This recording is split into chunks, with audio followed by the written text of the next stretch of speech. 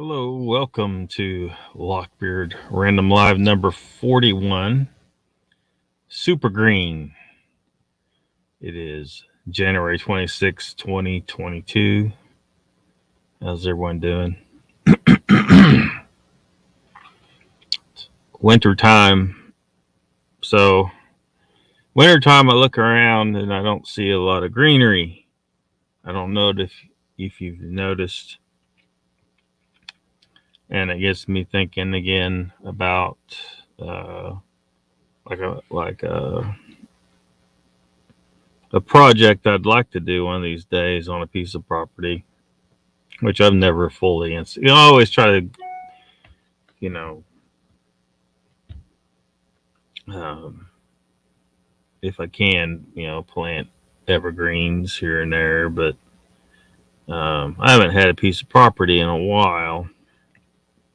So one of these, I don't know if anyone would be interested in contributing to a thoroughly evergreen piece of property in a place that's normally got a lot of deciduous vegetation in Oklahoma. Like, let's say if I put trails and some campsites on it, if it would interest people in hanging out, or if they would want to contribute monetarily to the cause.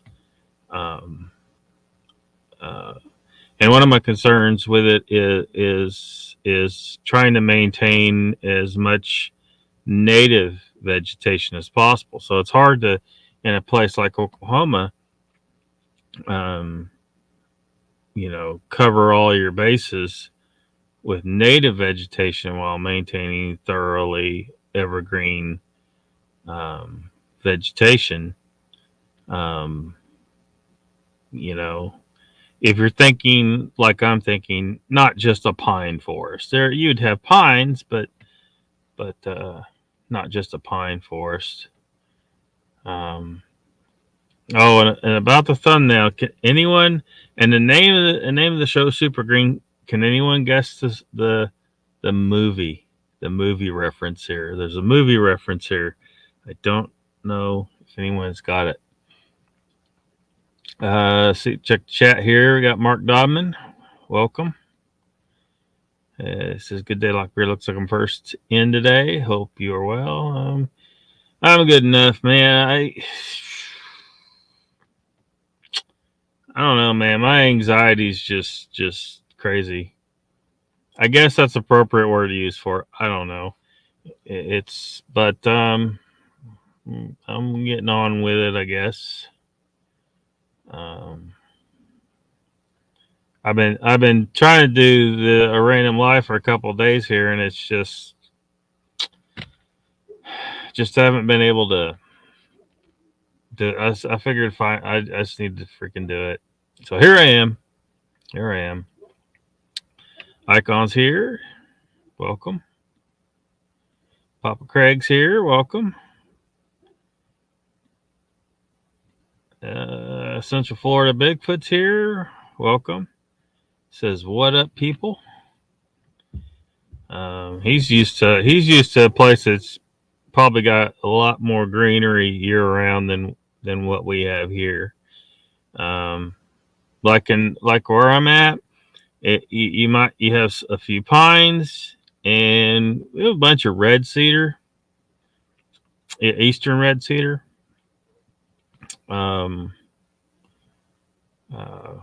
Which is kind of looked at as a weedy tree around here. But it's evergreen. Juniperus virginiana would be that one.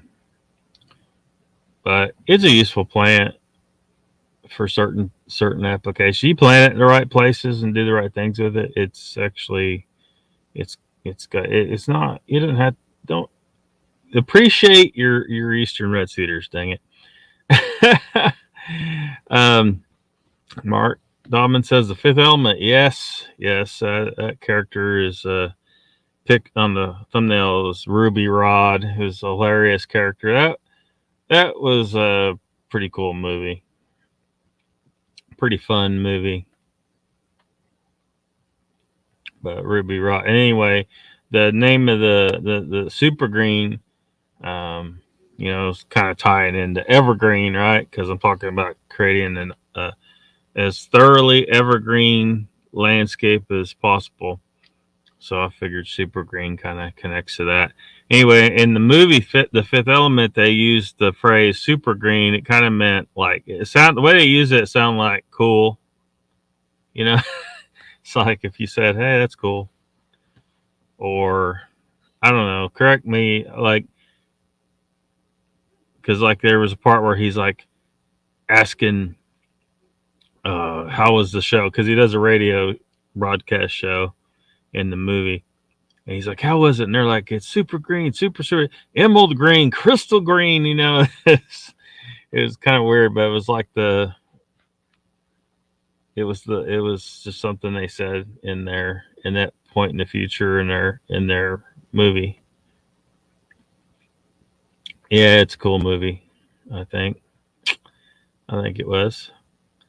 Yeah, Nick says hi all. She loved that movie. Yep, it was a pretty cool movie.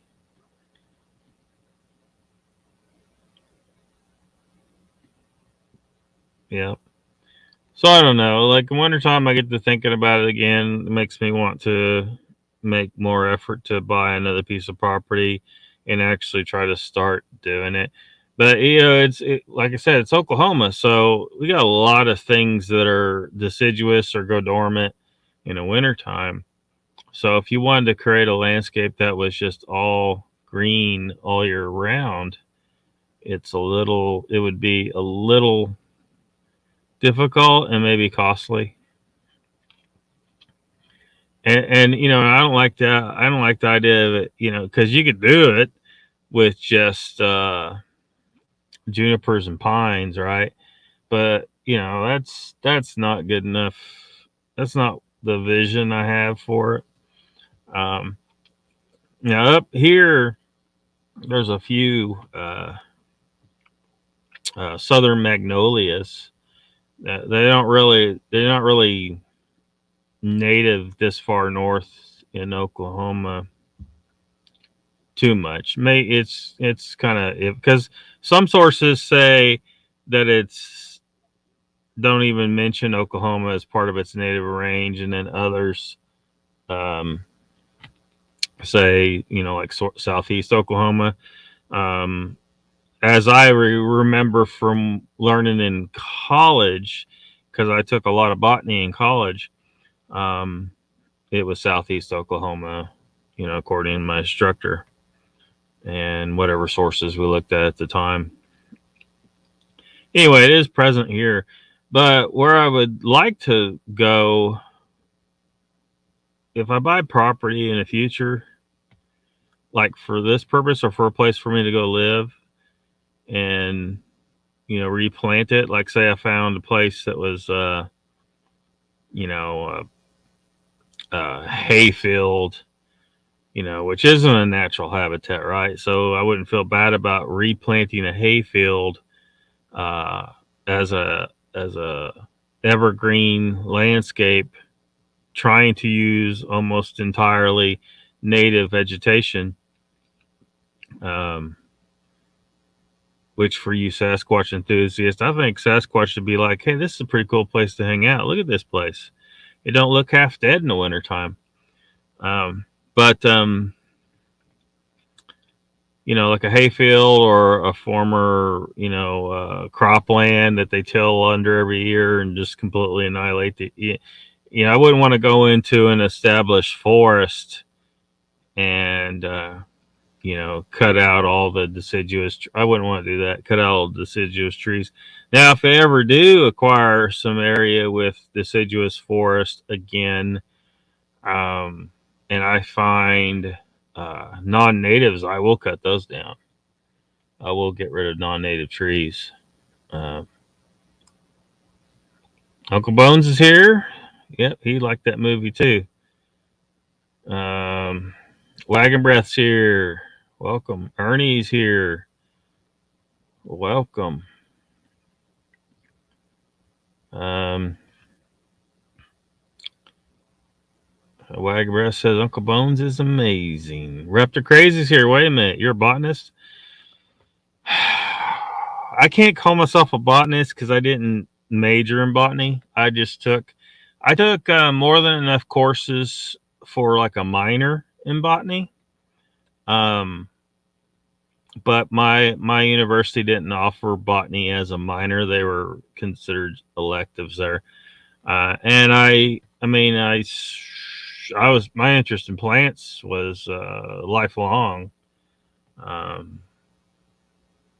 So whether or not I could be called a botanist, I'm not a botanist professionally. No, I just have a huge interest in plants. I've forgotten a lot of stuff that I used to know. I've probably forgotten more than most people ever know when it comes to botany. But it's still like I used to be an avid gardener, but I don't garden anymore, like vegetable gardens, because I've kind of lost interest in it because I actively try to avoid eating vegetables anymore. I've abandoned the whole concept that vegetables are healthy. Because better information. I know better now. So I don't grow a vegetable garden anymore.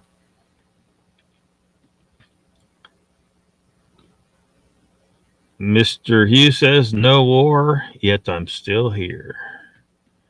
Not sure exactly what that means. Another day in the life. A new face here. Welcome. Thanks for dropping in.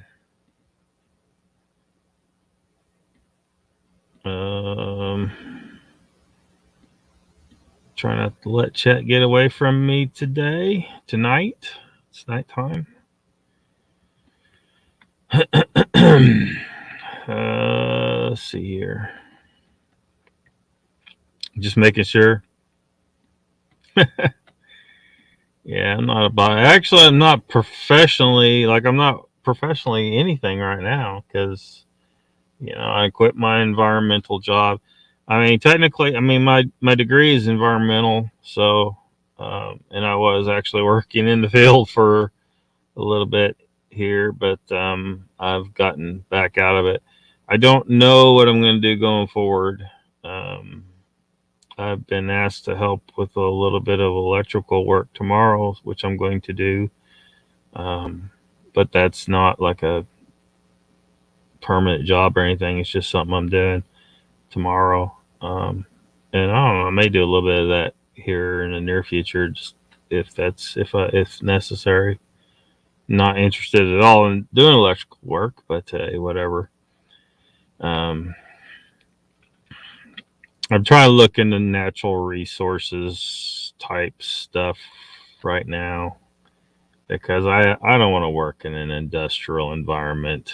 It's just, I don't know. I need to find something that's better makes me feel more peaceful or something. Icon says, hello to everyone. Mr. Hughes says, Bones, hope you're feeling better and getting stronger. It's hard to keep a garden growing and producing, says Wagon Breath. It can be. Kind of depends on your location, what kind of method you're using. I mean, I've talked a little bit about it, vegetable garden methods here, because I used no-till for like a decade before I stopped growing vegetable gardens. And a lot of people are like, how in the hell do you grow a vegetable garden without tilling? Well, if you look at whatever shows I talked about that on, I explain it. It's easier. It's better for the soil. Like tilling the soil, everyone thinks you have to till the soil. You do not have to till the soil.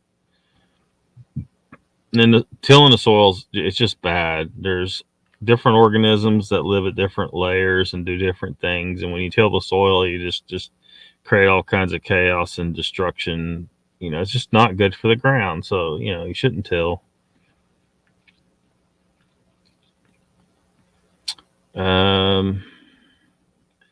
Wagon Breath says, I love all of you.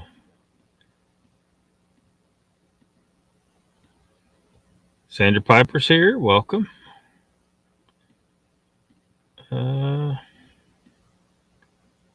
Your hair looks good, Sparky. Who's Sparky?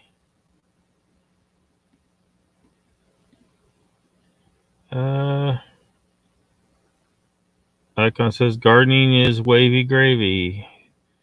Sit back a few years, this market will crash again, and land will be quite reasonable.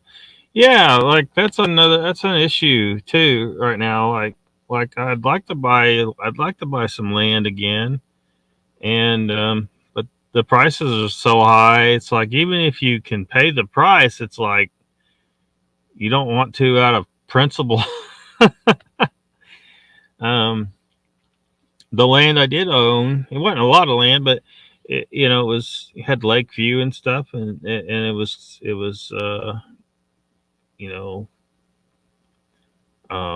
kind of an end of the road kind of place. So there was people living back there, but it was kind of an end of road kind of place. So anyway, I liked the town. I liked being around the lake, have friends there, and I had the property there, and I'd had a job I'd been with for 5 years. So I kind of was entrenched. I didn't want to go, even though I wasn't going to get anywhere there. There's no like high paying jobs that I could do there. But my job was stable, and at least it was. And then they did layoffs. They laid off everyone. They decided to do away with my position there, and then like a year to a little bit over a year later, somebody offered me he started out offering me 5 times what I paid for the property, and I said no. And then he called me about an hour or two later and offered me 6 times, and I was like, damn it, I didn't want to sell, but someone wants to pay that much more for it, then what are you going to do, right? So I don't own property right now as a result of that, and I left that town and trying to look for better prospects. Oh, looky here. We got another one of them bots. Goodbye, bot. You are blocked.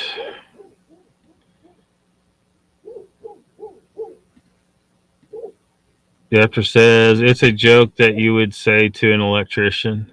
Oh, I flew went right over my head. I have no idea. Sparky, I guess that makes sense. Hobbs is here. Welcome. Says, hi, everyone. I'm between streams at the moment. Just called in to say hello. Well, hello, Hobbs. Pornbot, get it? Yeah, I got it. It's those things, like all it does is it's not like we're about to get hit by a virus or anything, or, they're just stupid things that happen.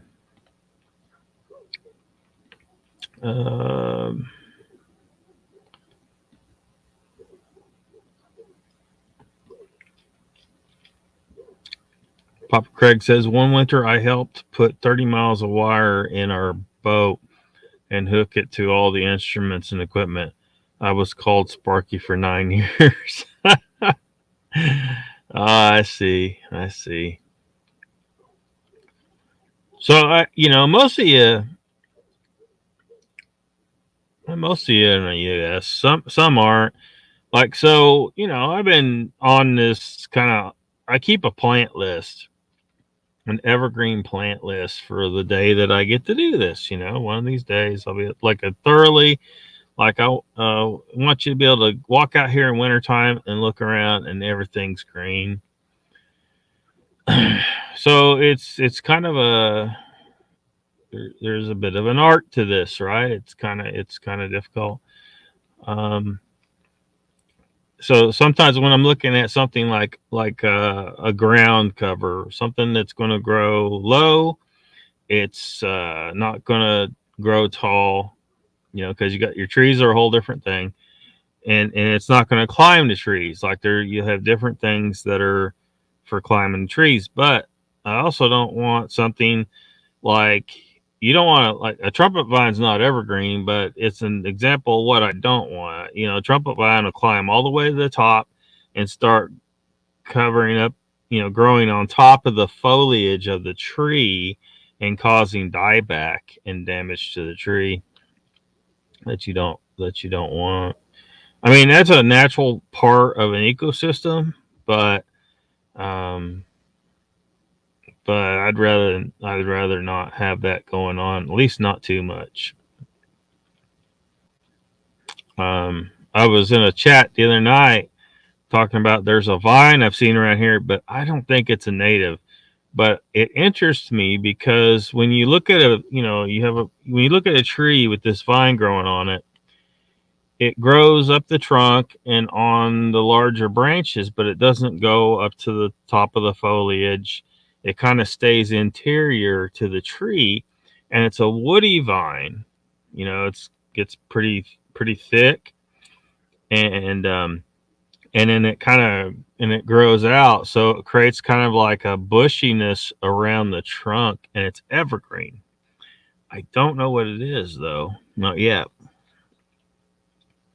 But the fact that I don't know what it is probably means it's non-native, but I would probably still consider incorporating it some, because you can in effect turn your tree trunks into an evergreen bush, basically, that's kind of growing on the trunk. And of course, my ultimate goal would be hopefully to find a native Oklahoma vine that kind of does the same thing, rather than this. But I wouldn't, and of course I wouldn't put this on every tree. English ivy's nice, but again, it's a non-native. Like, I could put that on some trees, and it's not going to grow to the top and try to cover the foliage, because it's a shade loving vine as well. But it's another option. It's just, so trying to find an Oklahoma option, an Oklahoma hardy option that's evergreen, it's kind of been a little bit of a little elusive. Yeah, strangles a tree. Juniper. What about them exactly? I got I think I got two. I'll check my list. I think I got two, but I got at least Juniperus virginiana, the Eastern Red Cedar, on my list. Cause I mean, it's just standard, right? It's just an evergreen. Everyone kind of knows that one.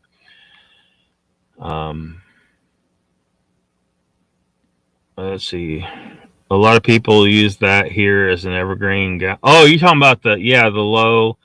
Well, like I was saying earlier, there would be the native, because those usually are something that's not, and it's like from another part of the country. It's not really Oklahoma, so I kind of leaned away from that. Plus, I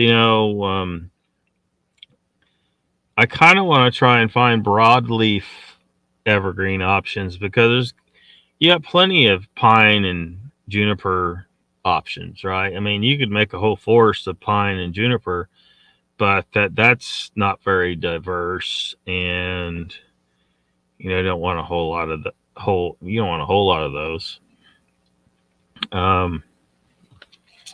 Well, now the area I'd really like to buy in the future is southeast Oklahoma.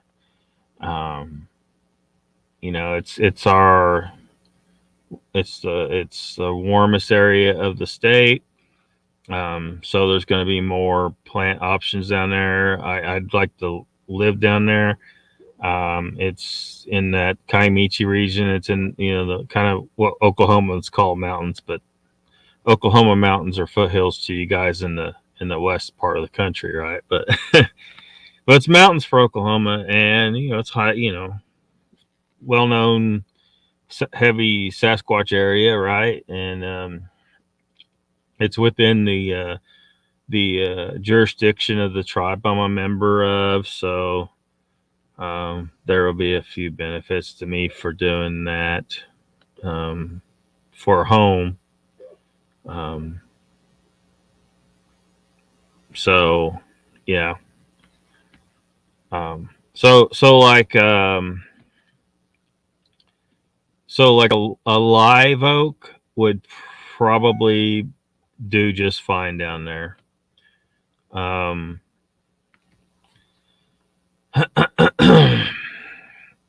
Because they are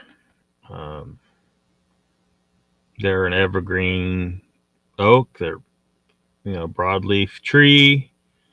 So I'd incorporate some of those.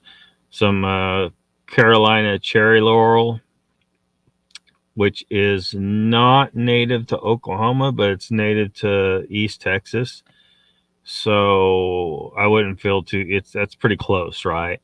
So I wouldn't feel too bad about using some of those, but I kind of have this this equation going on in my head where, you know, trees that are actually native there would be planted in a greater density than something like the Carolina cherry laurel, which is Prunus carolinians, is the Latin name.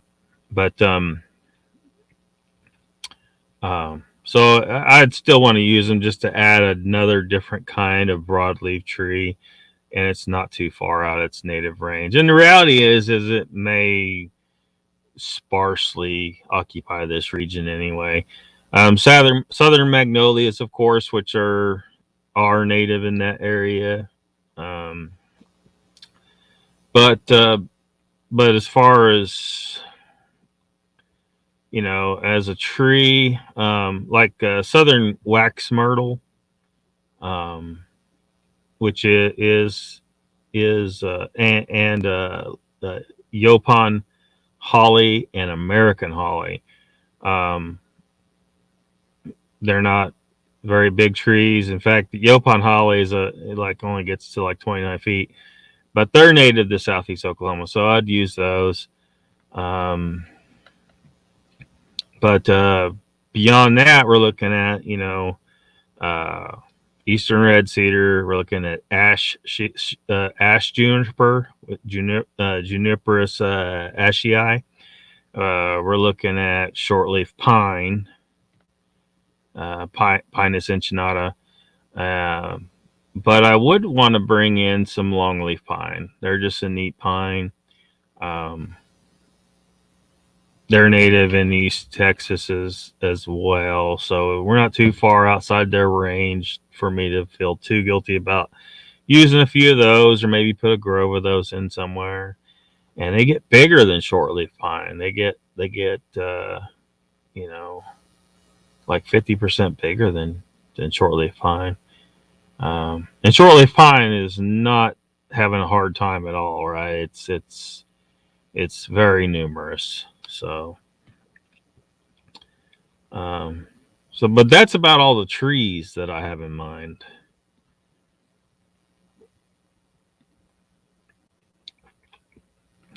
I've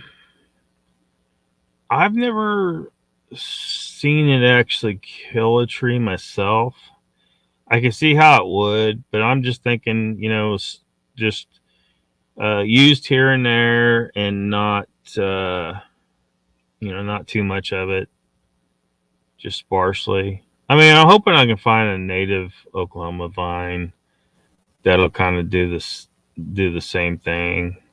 I mean, if you put, like, you don't want to put it on a small tree. Like, you put it on a big old tree, it's not going to phase it, right? And then maybe I'd come in every so often and you know, cut it back some. Keep it, don't let it grow too far up. But I don't know. I in nature these things grow on trees anyway. So I'm not necessarily trying to completely divorce myself from nature here. Maybe sometimes you gotta let nature take its course, but not with English ivy. You're right. It can be a little bit of a problem if it gets too prolific. Um, I may change my thinking on that though. I may decide, what, it's completely non-native to the continent, and it just needs to not belong there. Or maybe get like a dwarf, like there's because they got different varieties of these things now. So maybe plant one that just can't grow as vigorously, and uh, is real slow growing, and and put it next to a few trees to kind of put some greenery on the trunk to just make things more green. And I like the other vine I was talking about that bushes out. It's a vine, but it kind of bushes out some from the trunk and from the branches it grows on. And I see that as kind of as a additional habitat for things to live in. A lot of people don't think about that. Like, that a large tree. Think about that as that vertical space as horizontal space, and all kinds of lizards and snakes and birds and bugs and things, even rodents, you know, live on that surface, and that a large tree could constitute an acre of land as far as space for something to live on. So I don't know.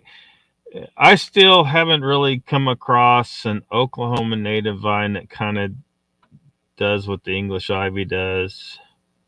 It grows on the surface but doesn't do too much damage. And um, there is um,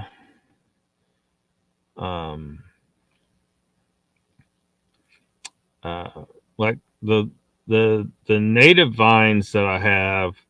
There's just two really. There's the laurel greenbrier, which is native here, is native in Oklahoma, likes boggy areas, has thorns, um, but it may not um, grow exactly the same. And then trumpet honeysuckle, uh, which is native here as well.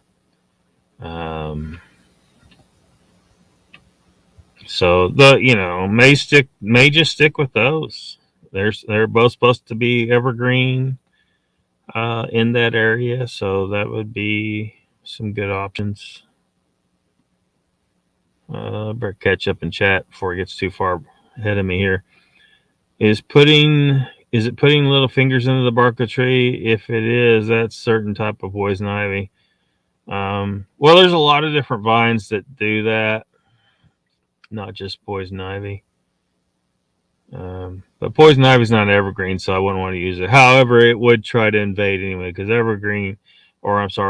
poison ivy is always trying to pop up.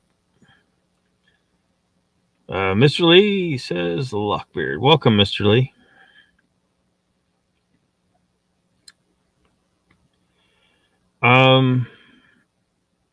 Yeah, but I don't think the Wisteria is like, I have a few Wisteria vines in pots. But they're not evergreen, and I don't think there's any type that's where are they native to? I think they're an Asian. Yeah, they're Asian. There's some that are Eastern United States. But they're probably not the kinds you're thinking of. American Wisteria. It's deciduous.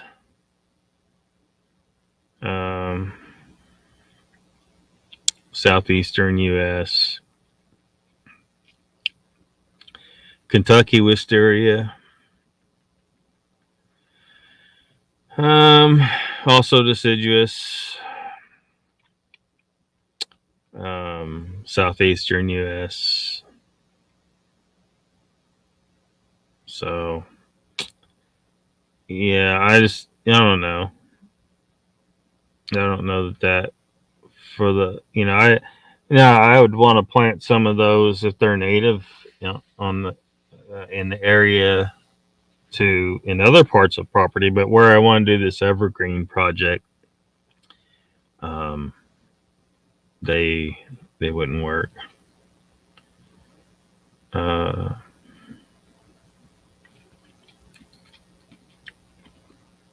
Try and catch up and chat here.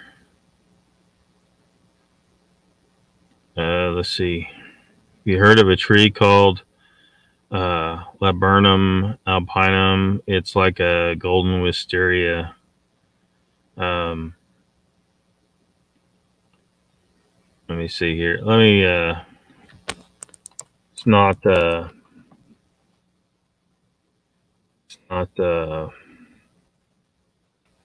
It's not ringing any bells.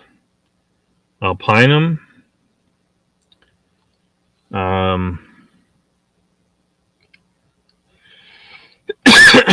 It's a deciduous tree.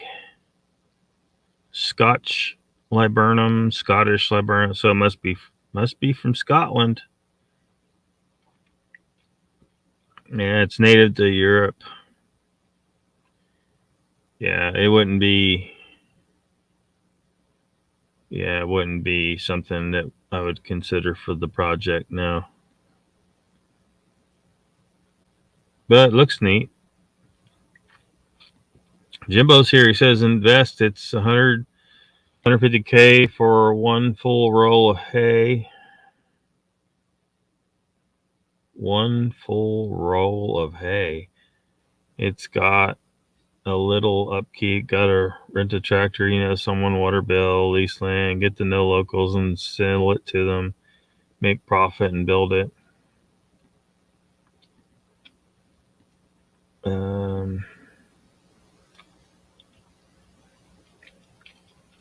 Let's see here.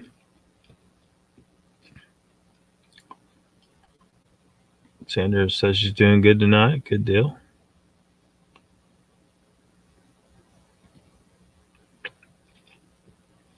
Let's see.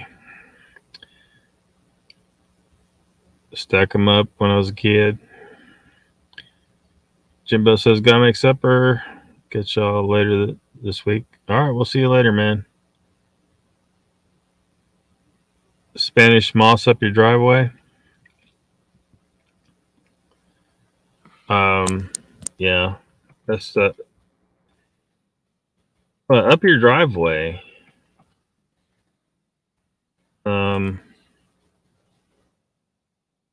You talking about, you're not talking about that. You're not talking about a moss on the ground, right? You talking about the epiphytic that hangs off the trees, like they have down south. Which I hope. I don't know that it would want to grow. I'm pretty sure it would, because it grows in southern Arkansas. So if it grows in southern Arkansas, it'll probably grow in southeast Oklahoma. So if I put those live oak trees, because it likes to grow on live oak trees.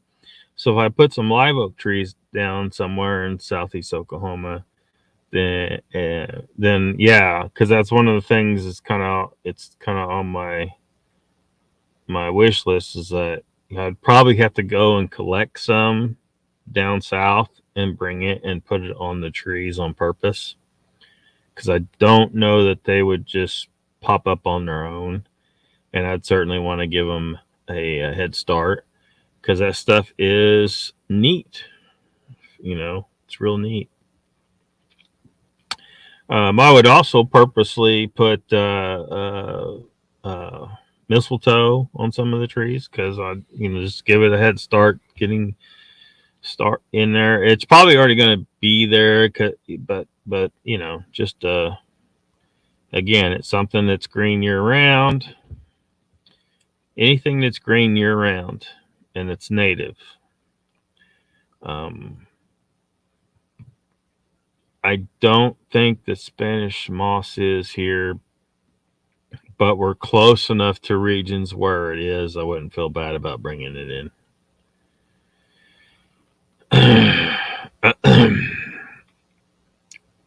Japanese knotweed, I have heard of it. I don't have any experience with it, I don't think. But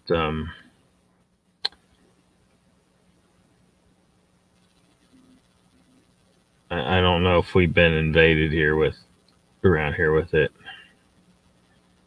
I'm sure we have, but I can't say that I've dealt with it really.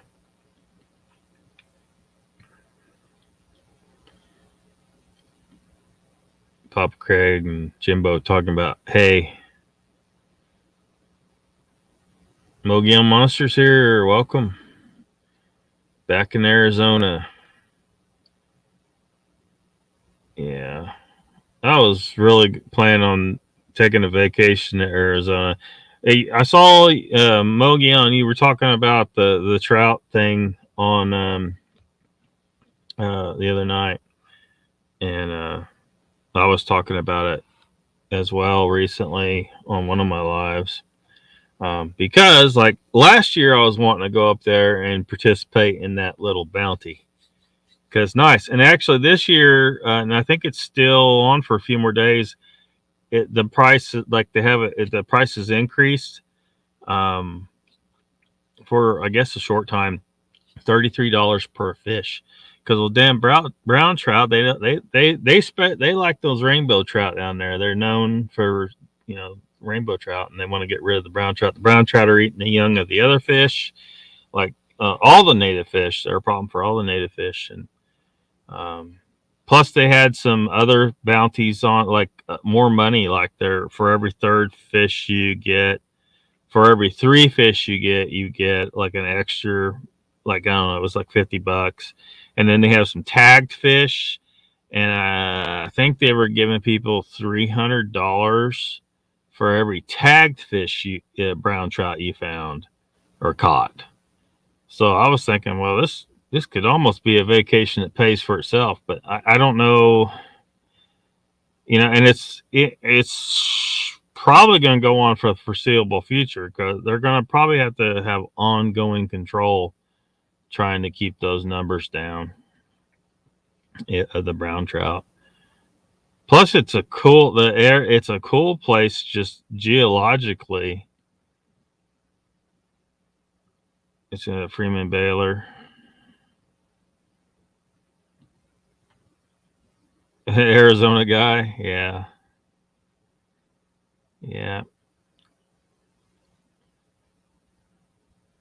Taking a desert person and putting them in freaking Florida, man, it ain't always gonna work out. you're sometimes, if you're attached to the land and things are a certain way, even though you might appreciate certain things, like he was talking about the grass, you still kind of miss your familiar landscape.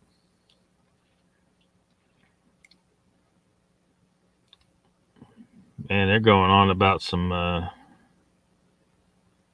hay baling up in here. I would imagine the nectar feeding bats would do it. Problem is we have that invasive Asian honeysuckle that you get rid of. The honeysuckle I'm talking about, it's a native to this area, to this continent.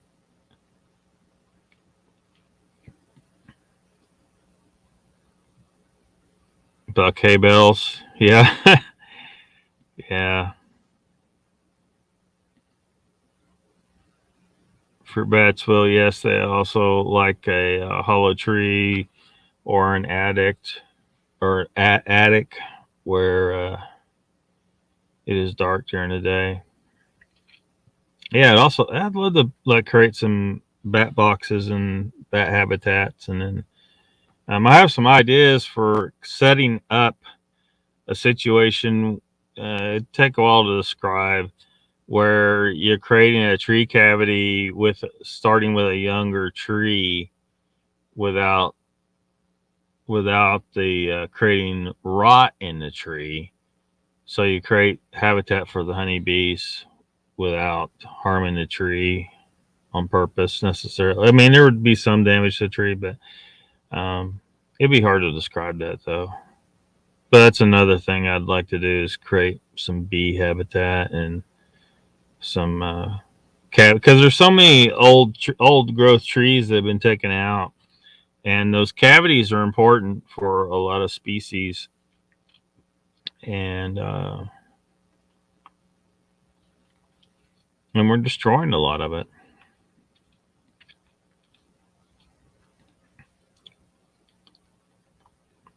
Some bats are quite small in the UK. Yeah, bats are pretty cool, man. Sasquatch, Wizard, and Iron Dex, welcome to the chat.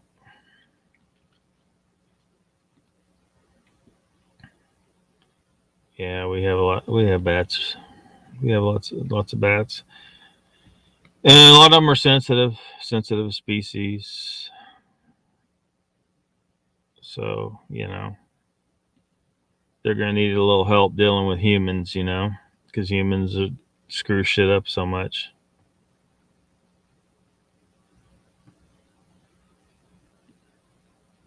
He usually does his Tuesdays and Thursday nights. Wizard, I have a paranormal live stream TV guide that I created. I haven't updated it in a while, but it's on my. If you look at on my channel, on my about page, the address is on there. It's not clickable, so you'll have to cut and paste it. But anyway, anyone can access it and see what's on there. And it'll ask you for a name. You don't have to give your real name. You can give any name, and then click join. And then they don't mean anything. It just means you're gonna look at it. Anyway, there's like, I don't know, something like 90 shows on there, I think now. And everybody, if you look at that and you see anything that like isn't accurate, because I know some people have changed some stuff on their channels, and like I need to do some updates, like Western New York Bigfoot Investigation Group, Joe and Molly and Lee, is not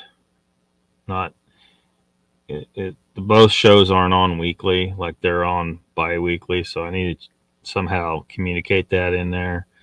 Squatch Talk, like it says 7 to 8, because that's what he told me before, but like on Friday night, definitely he's holds off till 8 or even 8:30, I think, to allow Joe to get done with his show. So I don't know if I need to change that, but if there's changes being made, if someone would just let me know, and I'll try to make that change. But anyway, if you're ever finding yourself needing to figure out when somebody's going to be on, that might help.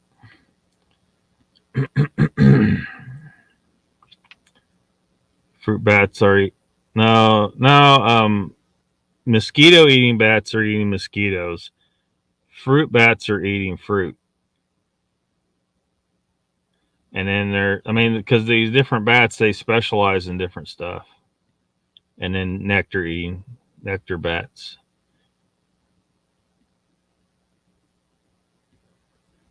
Those aren't bells, they're building blocks. Well, they can be used as building blocks. If You can build a straw bale house and then stucco over it. And a straw bale house, those people hear that and they're like, oh, this is retarded. No, seriously. Like when they've tested like for fire rating, right? A straw bale wall, stuccoed over, has a better fire rating than regular construction. It's better in earthquakes, it's better in wind, it's better sound resistance, it's better insulation value, it's better in every damn way, and it's pretty cool. Although I don't favor, that's not my favorite construction idea anymore. Actually, I favor something else over that now. It's called aircrete. So, I mean, you would create you would have to stucco over it to protect the aircrete, because aircrete you can gouge it out really easy. It's not because what you do is you foam up, you put a foaming agent in, and you make this device that foams up the concrete, and then you pump it in to a form, or maybe you build like two brick walls, and then you can pump that aircrete in between there. And that aircrete is some awesome stuff, man, because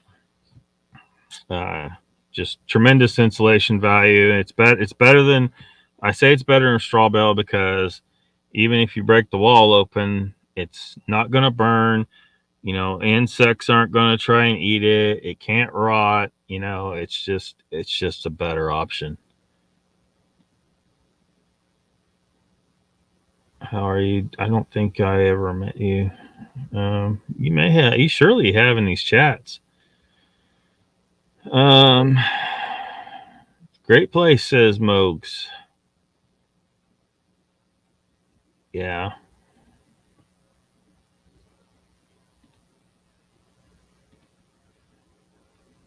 Pup Craig says that brother of mine could put those bales on the elevator end for end and make me try to keep up. Chessboard's here, welcome. Meredith's here, welcome. That asked me to come on Moog's show back last spring. My computer issues were a bummer, but so as you want me on, you were the first I was invited to. Oh, awesome. So Sasquatch Wizard and Ardax might be on Moog's. Gonna have to skip through. I don't know how far behind in chat I am. Hay fever. Yeah.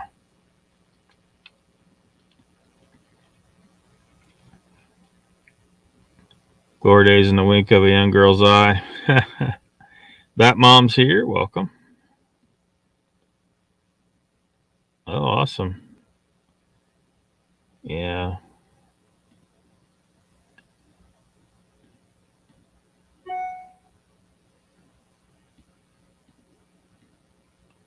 Copy that, Mogs. I'll be here. So, Chessboard says Lockbeard. He's all saying hi to everybody. Yep. Welcome, Chessboard. Yeah, there's Mogs. Mogs showtimes. Or that's just Thursday show. Now, Tuesday he's on earlier. I don't know if he says so later on in chat, but Tuesday he's on an hour earlier than that, I believe.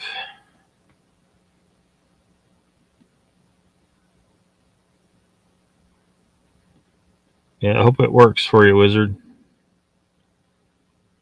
If you have any suggestions of shows I don't have on there that might belong, it's not for, like, you'll probably notice on there I don't put like premieres on there. They need to be a live stream with at least some chat interaction, and they need to be paranormal and in subject matter. So I don't put like Lockbeard Random Live on there because it's not, strictly paranormal. Although we may talk about paranormal some here on. I just don't consider it, the paranormal live stream. The paranormal live stream is Lockbeard Phenomena on Saturday night. So Angler's 120. Lock, if you got a chance, take a look at the Angler 120 by Sea Stream Kayak. It's not dry storage, so it's worth every penny. Few of the boys swear by it. Cool. Check it out. Steak and veggies, says Papa Craig.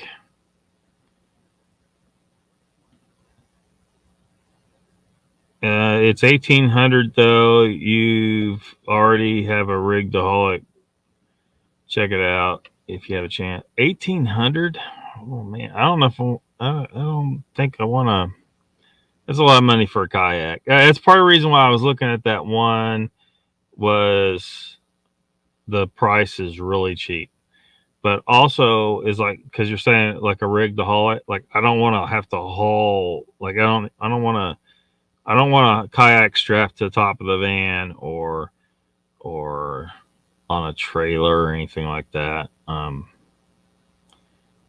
Like I can pack that inflatable into a box, that wide, and stick it in the back of the van.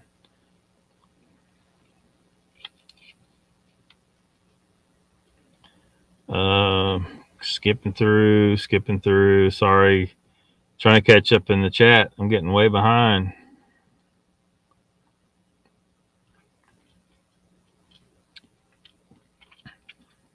Making dinner, listening.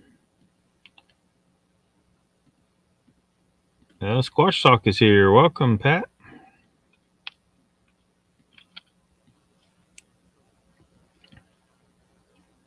I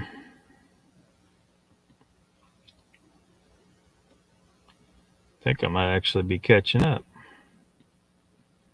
to the chat here.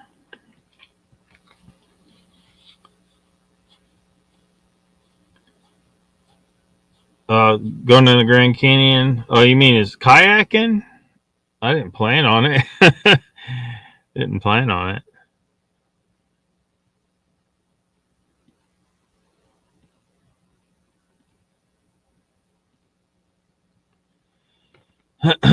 So the other picture in the thumbnail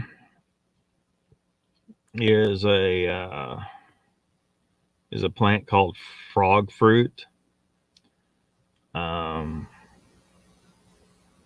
Because I was kind of looking for, what's good evergreen in southeast Oklahoma ground cover, right? That can, so, get it established and hopefully it keeps other things from wanting to come in as well, or as much. Because you're going to have a few sunny spots, but it's a forest. It would be a forest. So what are the options? And frog fruit seems to be one of those. It's like it's evergreen in some of the more southern parts of its range. I'm not sure. I need to do some more checking to see if it will be evergreen in that area in southeast Oklahoma. But there's two species. There's the turkey tangle frog fruit, Phyla notiflora, and the lance leaf frog fruit, which is Phyla lanceolata. And they're both native in that area. But one of the ones I've liked in a lot of garden scenarios in the past is creepy myrtle, which is Vinca minor, but it's from Europe. It's not native, but it does real good in shady locations of covering the ground with I say broadleaf. It's a small leaf, but it's not a juniper kind of ground cover. So, but it's evergreen and it gets purple flowers. So that's cool. But the other options have been sedums, looking for ones that are native here or native very nearby, which are like widow's cross, woodland stonecrop, yellow stonecrop, which are the woodland one is only it is, as far as what the USDA says, it's not they don't show it native in Oklahoma, but they do show it native 2 counties across the border into Arkansas from southeast Oklahoma. So, you know, I wouldn't feel too guilty about using it. But the problem is, you know, stone crops, a lot of them, you know, they like full sun. So I'm thinking primarily for things that are like shade, because we're talking about a forested area, you know. So I don't know, but that other picture, that's the frog, that plant, and it gets these white and purple flowers on it. It only grows 4 to 6 inches tall, so you can kind of use it like a lawn, but it's not a grass. It's evergreen, so it kind of fits the bill for what I'm looking for. So it's on my list. It's on my plant list. I don't have any experience with using it or planting it or anything, but it ought to do a lot of the job. So I could lean away from, you know, Vinca minor and look more at a native like frog fruit. So I mean, if anybody in Oklahoma or, you know, southeastern United States knows of another native evergreen plant other than the ones I mentioned, that might work, because there's a lot of them there's very limited information on. There's a lot of different kinds of plants out there, and not everything has a lot of information out there on it. So, you know, so I'm always trying to add, you know, look for something to add to my plant list for the day when I buy some property and I can plant this evergreen forest.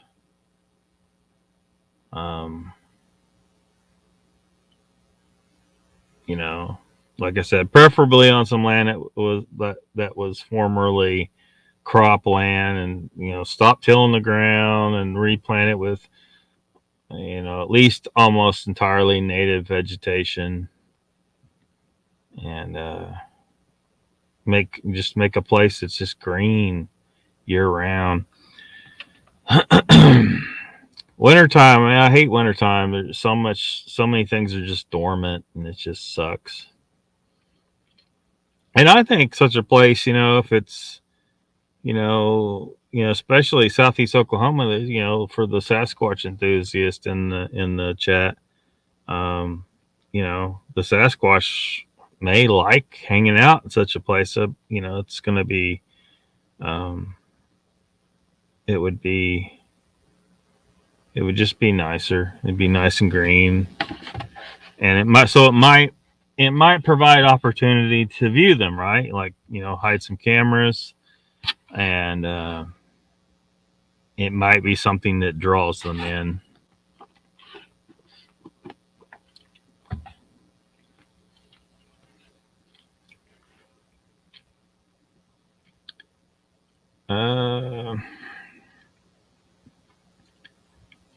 He knows where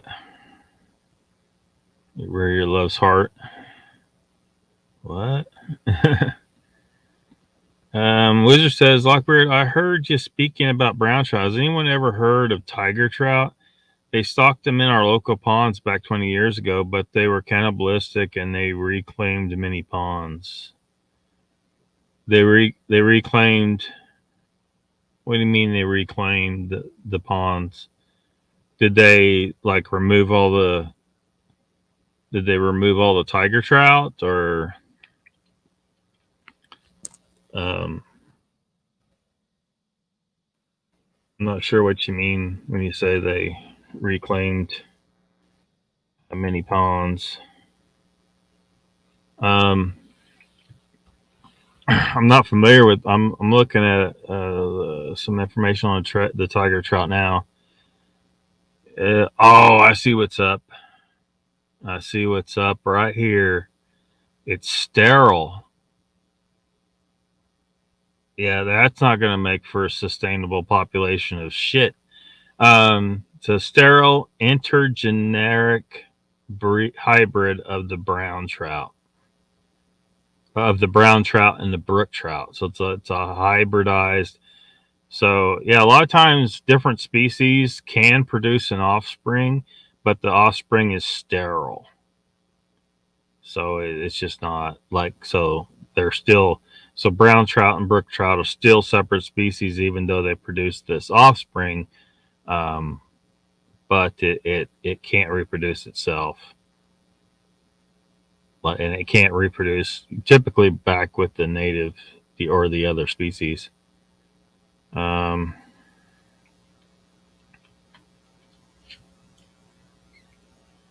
yeah. So why were they? Maybe they used it for on purpose because they knew it, like, it can't take over.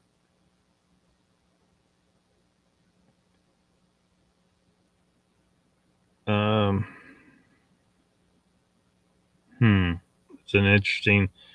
They fertilize the brown trout eggs with brook trout milt and heat shock it, creating an extra set of chromosomes, increasing survival rates. They reported to grow faster than the natural species, the parent species.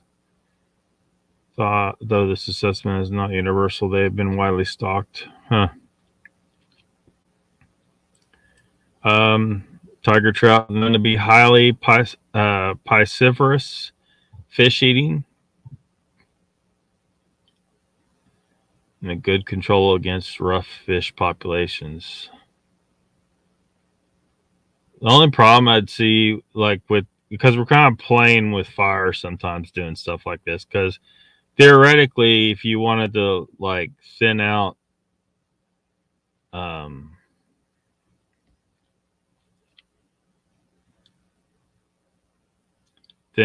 other some fish species you don't want somewhere, you could put these in there and they would thin them out, and then the tiger trout would eventually die of old age and not be able to reproduce. But what if one day a couple of these tiger trout get together and somehow nature finds a way and you have a Jurassic Park situation?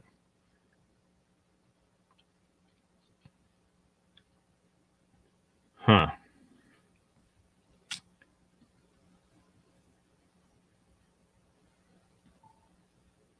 I've been trying to get my Fire up gimbal while fishing. A new show, maybe.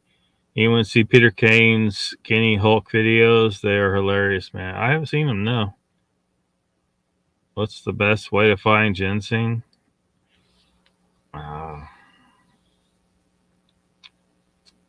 Best way? I don't know. I just run across it in the woods. That's all I know. American ginseng. I don't collect it or anything. I've kept it in a potted plant before, but I don't know best way to find it. I mean, just look is all I would know to say. I mean, know what you're looking for and go out in the woods and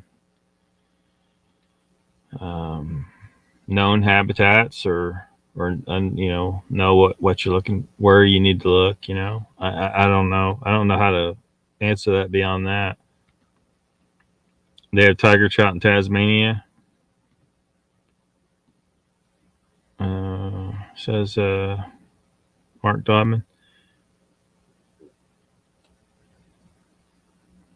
You should watch after Lockbeard. Raptor Crazy says at Pat in my area in Kentucky, you can find it on sides of mountains, sides of hills, whatever else. But you also have to maintain when you take it, it will grow back. Yeah. I mean, I don't know, like, what the reason is you want some. I mean, I don't know if you'd want to try to cultivate it so you don't have to find it. Yeah, I don't know. Propagate it. Don't pass out first. I don't know why I just put laundry in washer, so mad at myself because now I got to stay up and go put them in the dryer. You can wait till the morning now. You don't have to dry it tonight. Tiger trout in some of your lakes. They keep perch at bay, cross between bull trout and brown trout. So hybrid of male brook trout and female brown trout. Wizard says reclaiming ponds means they kill the pond with oxygen removing chemicals of some sort and kills everything, then skip a year and restock with brook trout. Gotcha.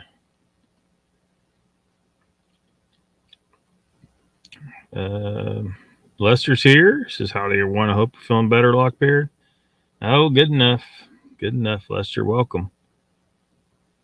They're very aggressive, hard fighting trout to catch.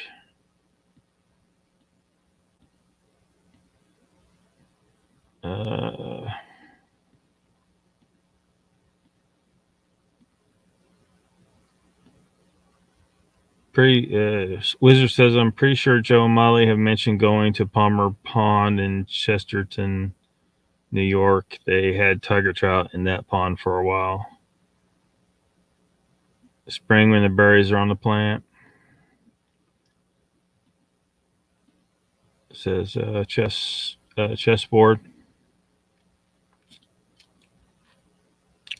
Just woke from a long nap.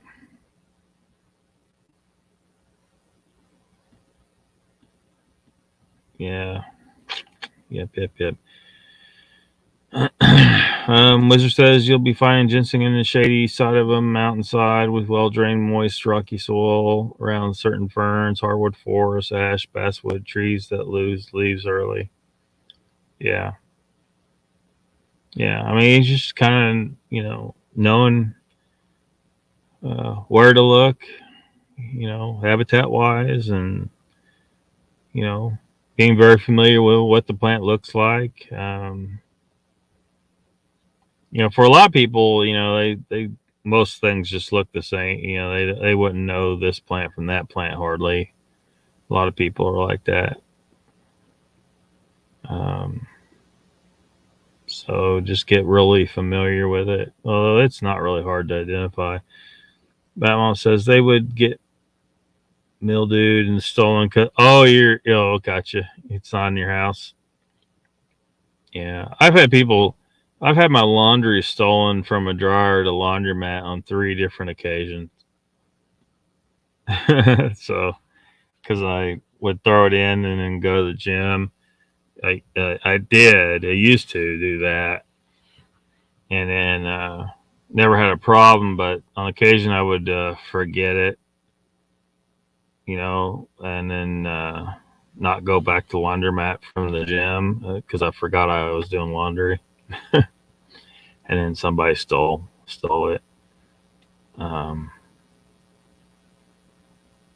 So I just stopped leaving the laundromat at all, and because theft was getting to be more of a problem in my area, so I just had to be more careful. Had to start locking the doors on my vehicle. It's just it was just 5-6 years ago, because didn't typically lock my doors, but people started trying to steal shit, and it's just so. Of course, I no longer live in Grove, Oklahoma, but that was Grove, Oklahoma. Hey, Michael, welcome to the chat.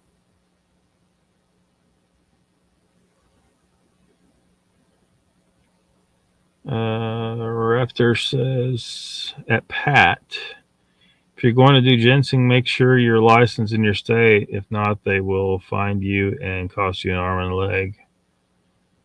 Yeah. I don't know if you're looking. I mean, if I was, because I had thought about it at some point, trying to cultivate it, like actually just grow it, but I never did. Wizard says ginseng have red berries for a short time in the early fall and grow in groups. Most generally, pick a big one, bury the berries, and leave the little ones for another year. Yeah, yeah. You know that's one thing. Like if you go and if you find a patch of them, don't take them all. Because sustainability and stuff. Um, you might even be able to leave a part of the plant in some cases. So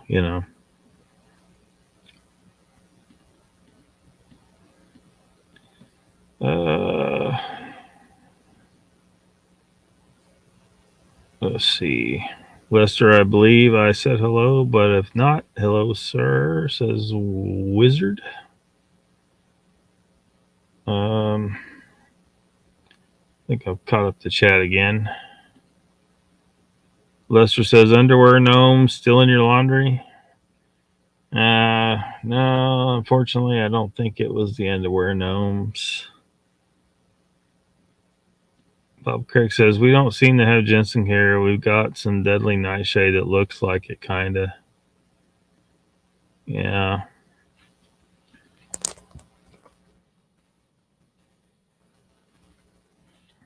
Um.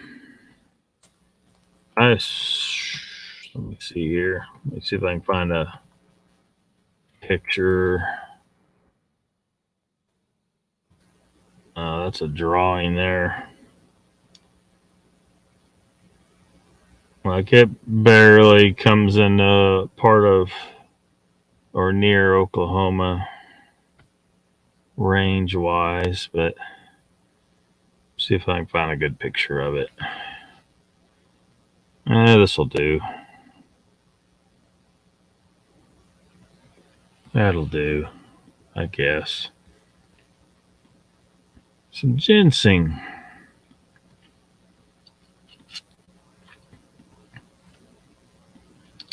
Bam. There we go.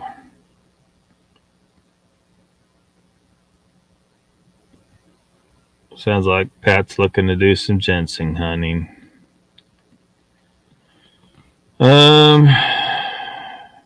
No, Mr. Lee, I did not. I got out of the habit of watching Cam Buckner stuff a long time ago.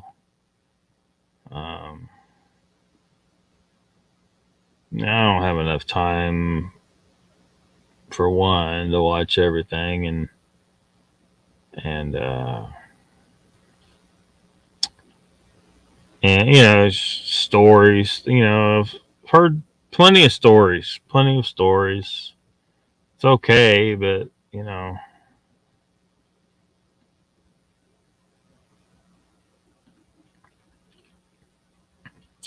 Wizard says I have never heard having to have a license for ginseng hunting. Well, people have been over harvesting it, man, in some places, and this is American ginseng, not the Asian stuff, by the way.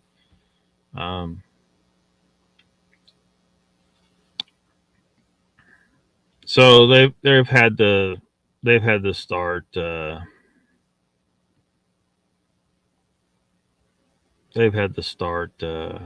trying to regulate stuff or regulate it because some people just can't. They don't understand conservation.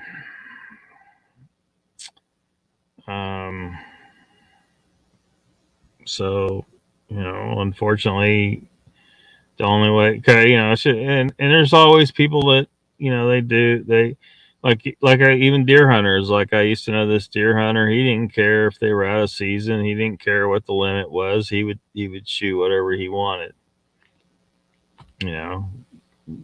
So what are you gonna do? Although we have plenty of deer in that area. Wizard says, guess I better go check the updated rules. My grandpa Jim used to take me all the time out to Anthol, New York, and he could spot it 50 feet away. The good old boys stealing my clothes. Yeah. Oh, we got another one. Got another one. Goodbye, bot. Goodbye. Yeah, I saw him, Mr. Lee.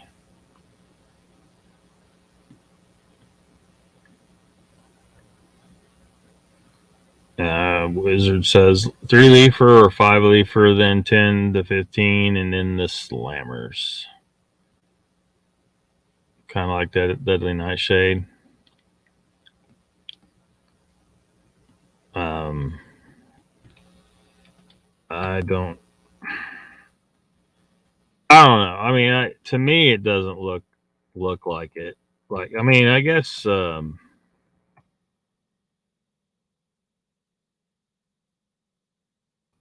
like I said, like if you're not, you know, if you're not really in the plants, yeah, I don't tell you, because well, let me see if I can find a.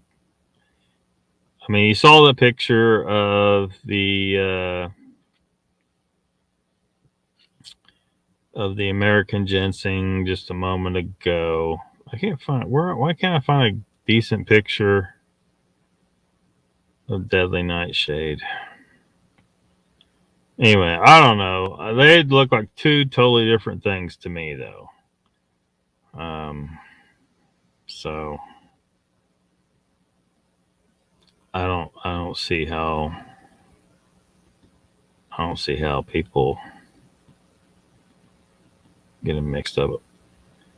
I give up. If picture doesn't just pop out, I ain't gonna put it up. Anyway, internet keeps dropping you. That's okay, Mogs. Sometimes the internet doesn't cooperate.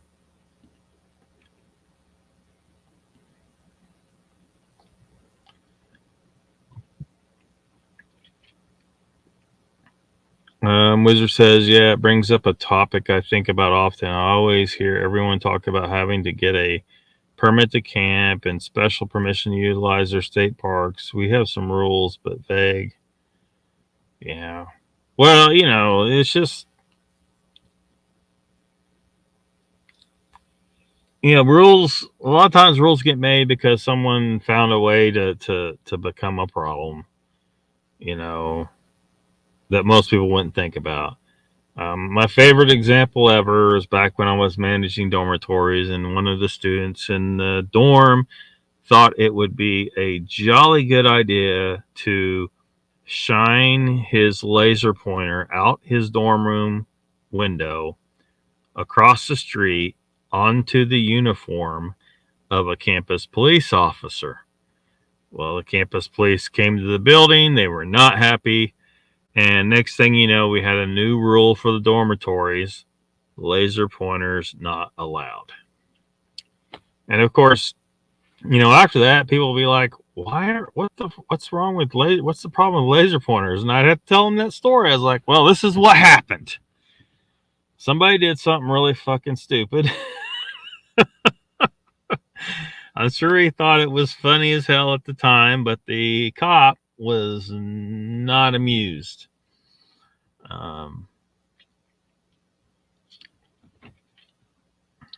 Only Nightshade. I don't know how they look the same to folks, but even the berries are a completely different color.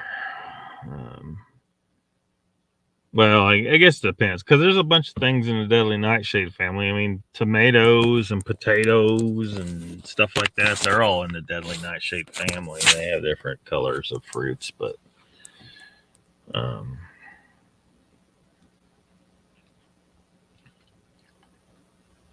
Wizard says I can go camping almost anywhere I want in the state park land, and only approximately 10 years ago. They said we can't build a fire next to the fishing ponds or on the ice. I wonder why. What brought about that kind of rule?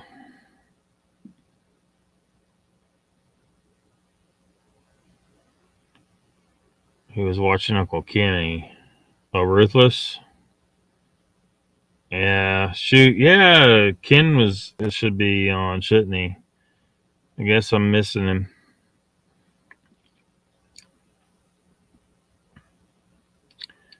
Michael says my ex-girlfriend hit me with a near deadly lampshade. Awesome.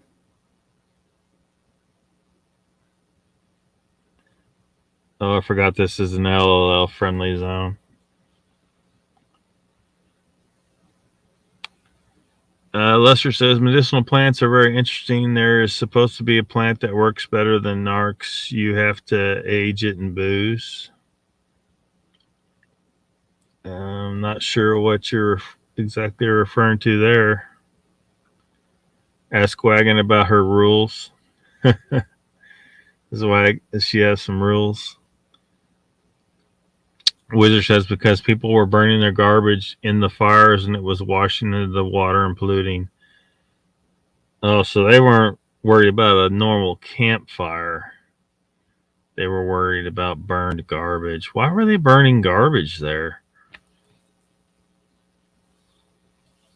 Lycon says Kenny ended the show early, had stuff to do. Yeah.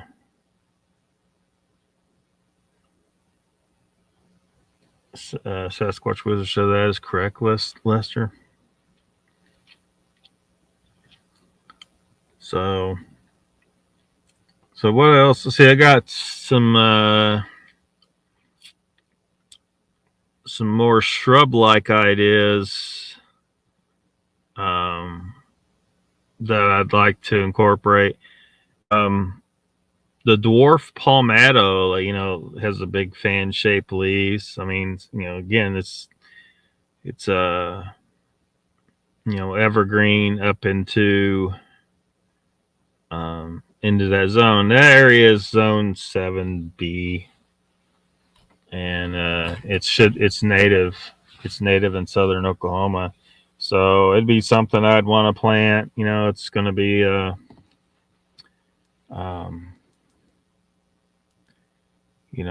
but it's more of a shrub since it's not a tree. So it gets about 6 feet tall. Sable minor is what that's scientific name is. So that's one, because looking for because you need you got trees, you need shrubs, you need vines, you need ground covers. So, and it would be evergreen. So looking for evergreen stuff.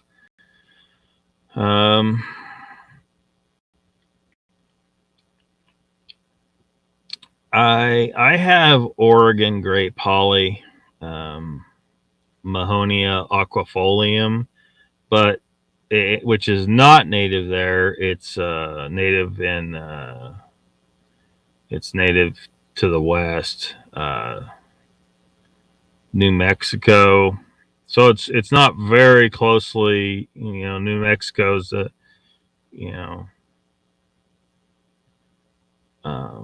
other side of the state from southeast Oklahoma. Goes up into Canada, goes over to California. But it's so it's not native, but it's an evergreen shrub, and but not the natural version. The version that interests me is it's a cultivar called compactus, so it doesn't get very big. It's maybe 3 feet tall, which can handle shade. So, because we're talking about a forested area, it needs to be able to handle some shade. So, so there wouldn't be a lot of them there, but there'd be some just to add something a little different, add a little diversity. It's kind of a cool shrub. And then another non-native considered a lot is azaleas, evergreen azaleas. There's varieties of evergreen azaleas. Unfortunately, those varieties come from Asia, but they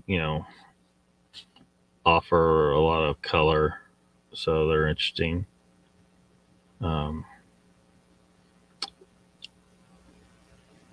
And then so like there's yucca. Yucca filamentosa, which you can find in a lot of places in Oklahoma. I don't know if you're familiar with what it looks like, but it's evergreen. It puts these tall panicles of white flowers on it. But it's a native evergreen, technically a shrub, but it prefers full sun. But I've seen them growing in the shade, so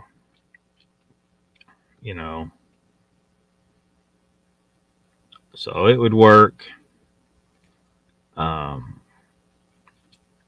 got red yucca on my list, which is Hesperalo parviflora, which is native to Texas, but it will gets about 4 feet tall. It gets red flowers. It's just a different version. It looks pretty neat, and it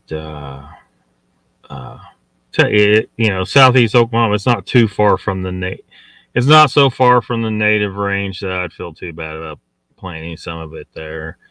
And then there's the plains prickly pear, which again prefers full sun, but I've seen them growing in a little bit of shade. And again, it's native and it's always green.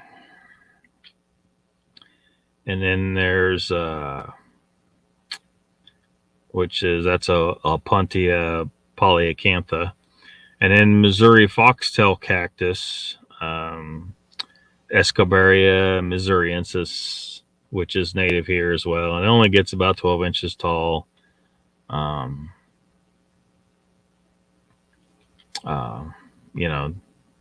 Again, it's going to be something that stays green year round, but people don't think about cactus as an evergreen, but technically it is, where it's native in areas that get cold. And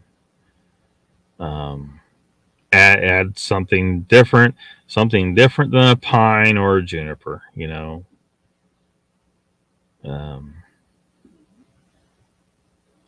So I don't know. So that's most of the stuff that's on my list of evergreens that I'd want to include in this project idea. But I'm always thinking and looking and keeping an eye out for more options, more diversity for the list. And one day, hopefully, I can implement it somewhere and do this and make this evergreen landscape in southeast Oklahoma somewhere. And maybe we can do some squatching in that spot.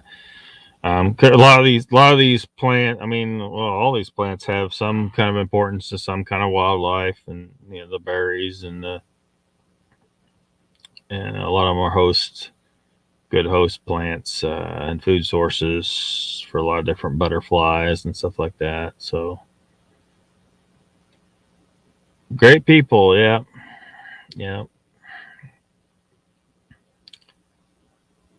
Because they don't like black marks. Well, sometimes a man's got to build a fire, though. What the hell? I wasn't sure if Wagon was going to ban us for LOLing here. Is she still here? Oh, she don't like LOL. People saying LOL. Oh, there we got another one. Adios. Here goes the ban hammer. This is a LOL safe zone. Yeah, you can say whatever you want as long as you don't get into actual trolling. Try to maintain a free speech zone here. It's okay for oil on the shore. What the hell? Wizard says we would find beer cans, food cans, plastic, and Grandpa always blamed it on flatlanders. But honestly, city folk are more curious these days than locals. Sad what I carry out of the woods in RSA-2, whatever that is. Yeah, some people just don't have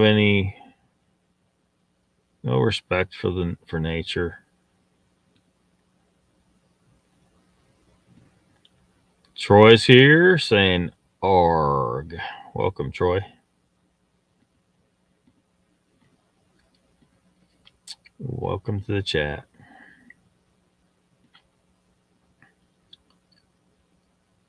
What's up, Ruthless? Welcome.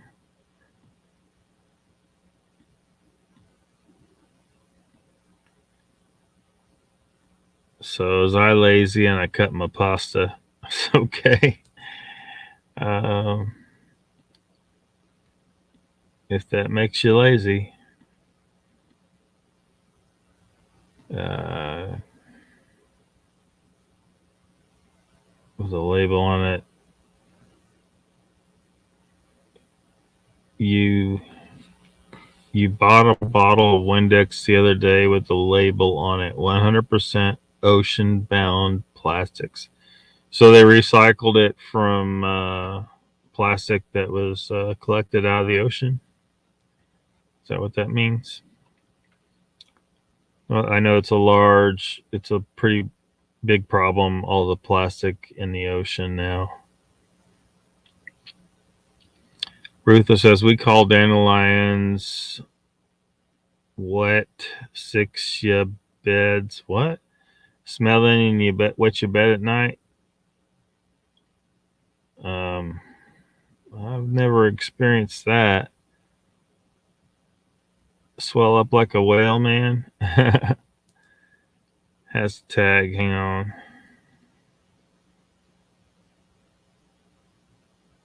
You thought it was all the cookies?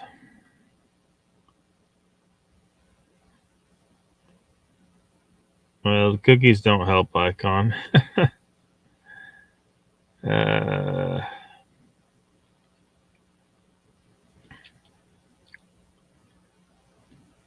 Let's see. Wizard says, chessboard, it is sad, but I really think humanity is starting to understand our old ways are irresponsible, and hopefully society is on board with making better choices these days and on. Hopefully. We've been so destructive, and we could do so much better.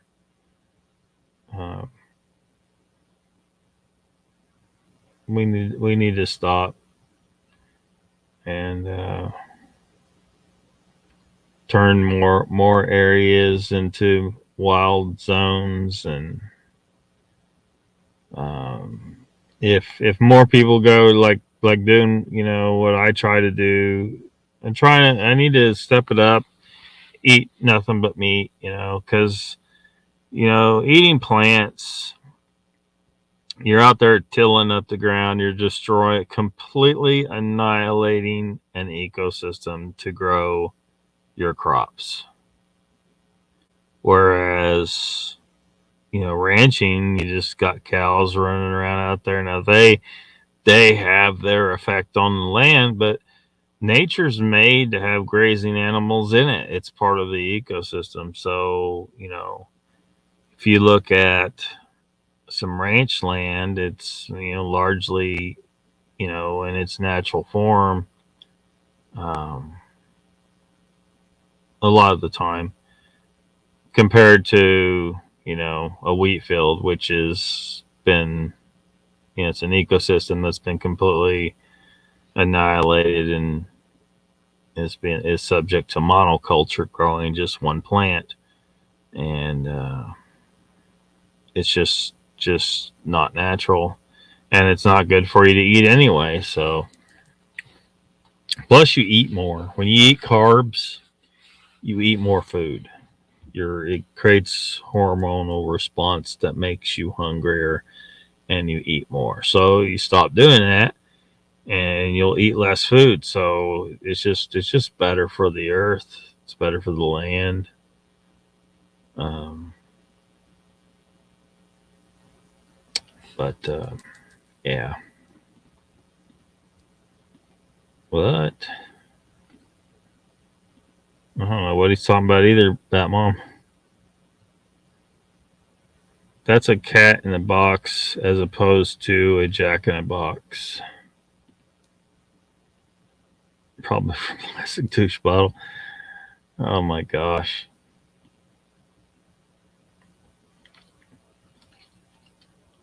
Starting to understand, look outside.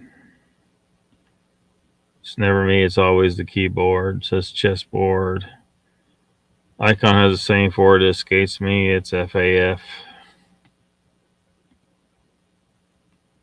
Your fingers are on backwards. Ruthless or chessboard. Acronym.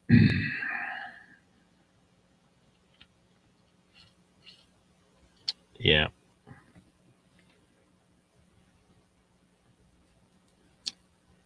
So, yeah. So I don't know. People in the United States, and if you're in my area, if you have any ideas of any other evergreen plants that are native or that might work, feel free to mention them. Always looking to add to my list.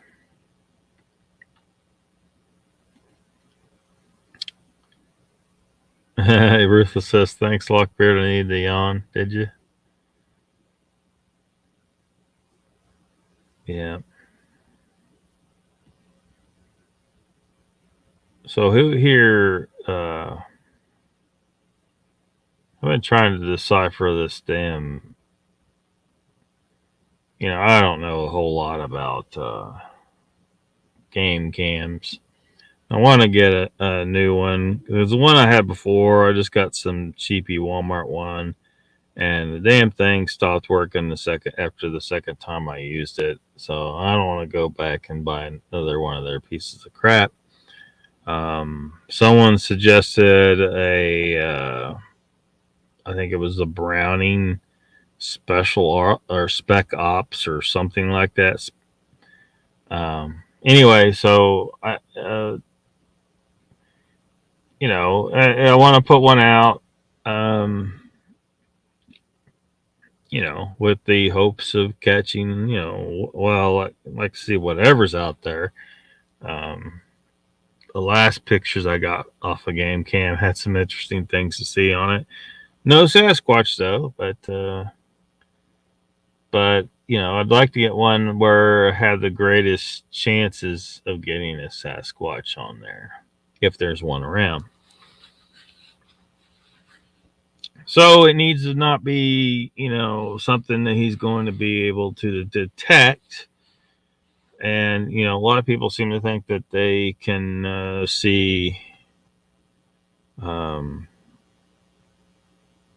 they can see the IR and they can detect things. They can,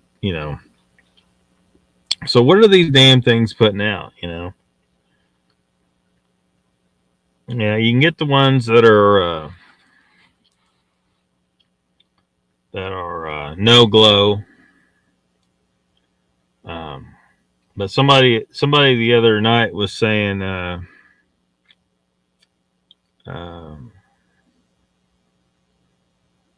turn off the IR. So I guess you're not going to get pictures at night. But he was suggesting that may be beneficial. Because I was like, well, how are you going to get pictures at night? So I don't know. Anyway, I haven't been able to decide on one yet. I've been looking at these Browning Spec Ops and stuff like that, but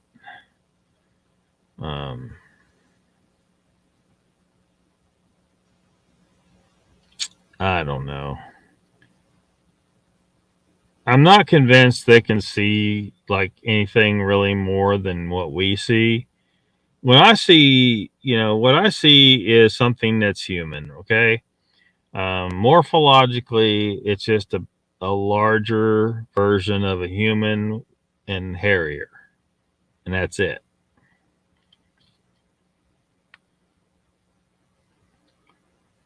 So the idea that they can see infrared and all this stuff, there would have to be some, it's possible, but it's just, I'm not sure I'm sold on that. But that being said, I kind of want to, err on the side of caution the best I can with whatever,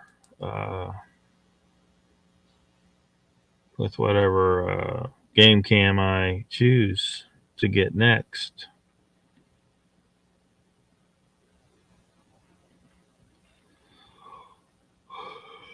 Getting cold over there, is it, chessboard?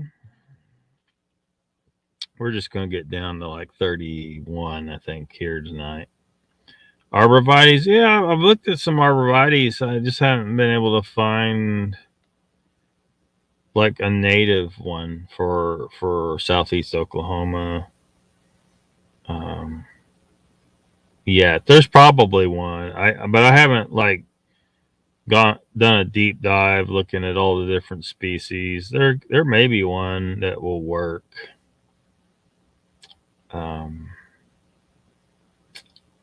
So I don't know yet. I haven't picked one yet. I haven't put one on my list yet. But there's bound to be one that'll fit. I mean,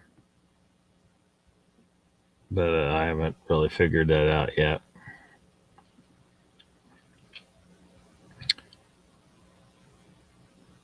Oh yeah, well, I know they've seen me. I mean, that time when I was gold painting, there was something that wasn't a normal animal out there looking at me. That's all I could say. I sensed something watching me, and I felt like I shouldn't be there, and I turned around and I left as a result. I was like, nope, I'm going back. I'll just go some other spot.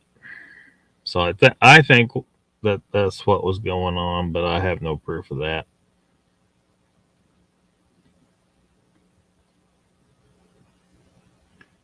Going to need at least 3 cams.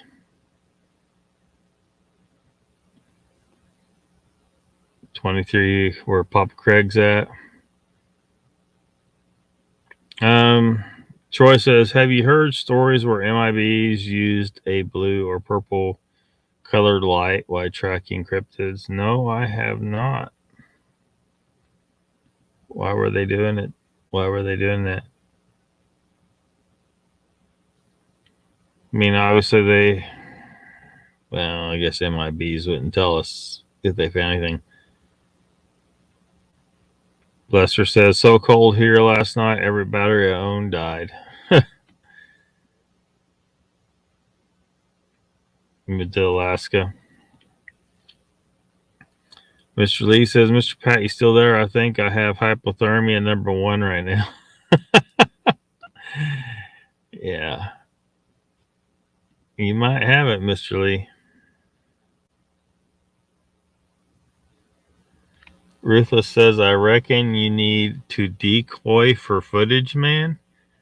Like a Bigfoot decoy? I don't know if that'd work. Ruthless. I think Bigfoot wouldn't be fooled by a decoy like a duck or a deer. Oh, we got another one. Another bot. Goodbye, bot. You are out of here. What's up with these stupid bots? What are they trying to accomplish? They're not accomplishing anything. Another day in the life says, our Bigfoot ET multidimensional? What's their story? Oh, we don't know. I mean, how can we know that for sure? I will say this. They're not ET. They're not ET. What I see is something that's clearly like if you study biology enough and evolution and genetics and all that stuff, I mean, you'll see. You look at things with a different eye. Like you might run across an animal or a plant that you have never heard of before, but you'll see it, and you'll see the traits, and you'll see traits in it that connect it to, a certain genus. Like we were talking about deadly nightshade earlier. Well, if you know your plants well enough, if you run across a plant that is in the deadly nightshade family, even if it's a plant you've never heard of or encountered before, you will recognize it as a member of the deadly nightshade family based on its characteristics that you can observe. And Bigfoot has characteristics that clearly places it in the genus Homo, and almost certainly, to my eye, puts it in the same species as us. Now, maybe not necessarily the same species, but it sure looks to me like, because there's just a lot going on there morphologically that if it's not the same species as us, I'm going to be extremely surprised. Because it's got human written all over it, morphologically speaking. But like I was talking about the other day, where some people describe it, well, it looked like it had a man's face, but it had an ape body. Look, you put a hairy bodysuit on any human, there's a lot of people, when they see that, they're going to say it had an ape body. But there's nothing ape about that body. It's just a hairy human body. You got to look past the damn hair.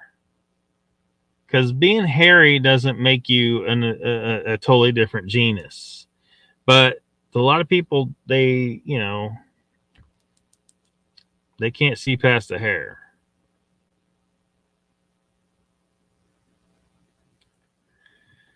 So no, it is not an ET. And then the multidimensional thing, prove there's multiple dimensions. That's not a proven thing. So I mean, if you haven't even proven that multiple dimensions are real, you can't just be jumping to, well, this animal that we have also not really proven is real, must be multidimensional. Well, you don't even know that multi-dimensions is a real thing. So no, I mean, I've said it over and over on this channel, and hopefully one day I get some damn recognition for my recognition of Sasquatch as Homo sapiens, straight up a race of human beings. And if not that, extremely closely related to Homo sapiens. But I think that this thing is the same species, and if we tried to breed with it, we could breed with it just fine. Although a human female would probably not survive being bred, let alone giving birth to a half to Sasquatch. But yeah. If the accounts that seem legit, seem credible, and the PG film, if these things are, if that's what we're really, if the PG film, and the PG film's got to be legit.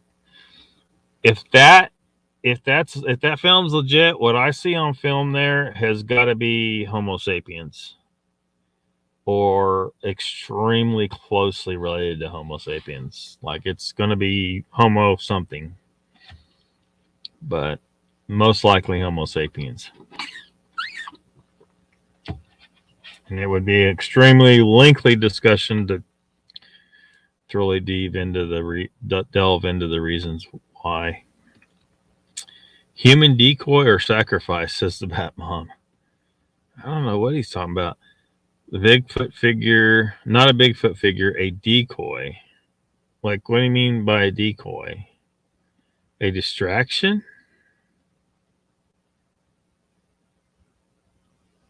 I'm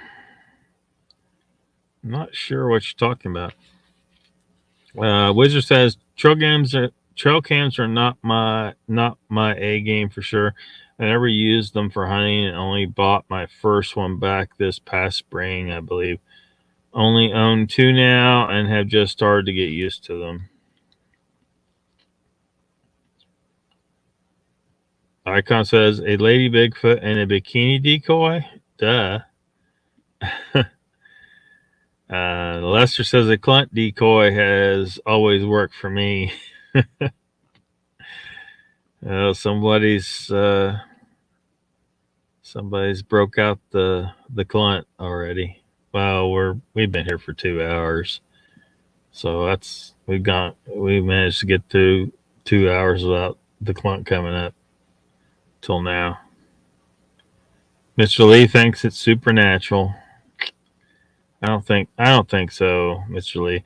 I don't know. It may have some weird abilities. It might be something a little bit beyond us, but again, like these supernatural things that they say Sasquatch does, it's like, I mean, do we know of anything else jumping through portals or cloaking like the Predator, or using mind speak? Can we prove anything else has done that? Before we say Sasquatch is this kind of thing, we got to prove that this kind of thing, like that kind of thing exists, let alone that Sasquatch exists. Like, you got to prove that portals exist. You got to prove that mind speak exists. You got to prove that cloaking exists. And so there's just a whole bunch of these claims that just goes just into loco land. She need her pubes trimmed. Just her pubes. Bob Craig says Chestport, Southeast Alaska is not so cold, but it is wet. There's a show on National Geographic called Port Protection. I spent a lot of time around there and know some of those guys. Life 1042. This ain't Life is a Flyway, is it? Looks like a new person. Welcome. Dogman is the red pill. Dogman is a load of shit. Is what Dogman is. I don't know about red pill. Dogman is a load of shit. Until someone comes up with some real proof and stops with their, a bunch of stories that sound like bullshit. And plus like you could fit Sasquatch very well into the known family tree of animals and creatures and humans. There is nothing in the fossil record that would show something that could have developed in the Dogman. There's nothing. No, not unless you're going to try and claim that some wolves evolved an upright body structure and it just somehow not one individual in that progression landed in the fossil record. It's just ridiculous. So Dogman is, it appears, complete bullshit. Misidentifications in some cases, perhaps, but bullshit.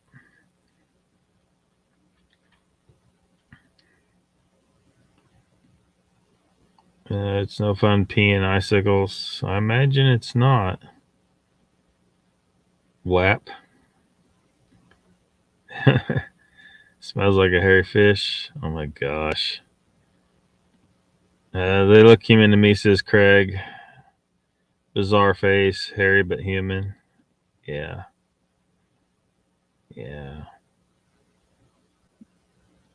The shape of the body, the nose, the feet, It's human. Sins from ancient giant races we find buried all over. Maybe. Maybe.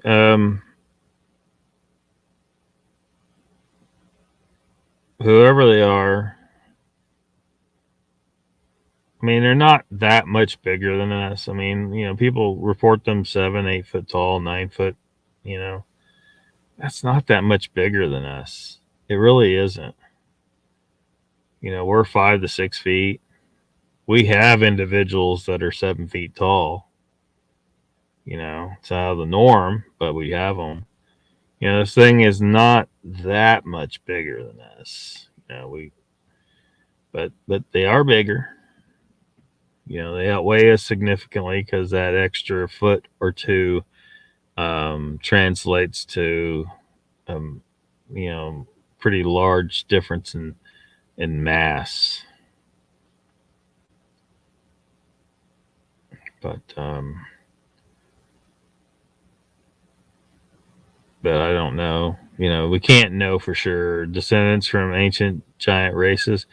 I mean, perhaps, if those giant skeletons exist, because people see these claims of giant skeleton, like prove the giant skeletons exist, because they say, well, the Smithsonian hides. Okay, well, whatever. It sounds like a conspiracy. We need proof of that. But let's assume for a second that those giant skeletons exist.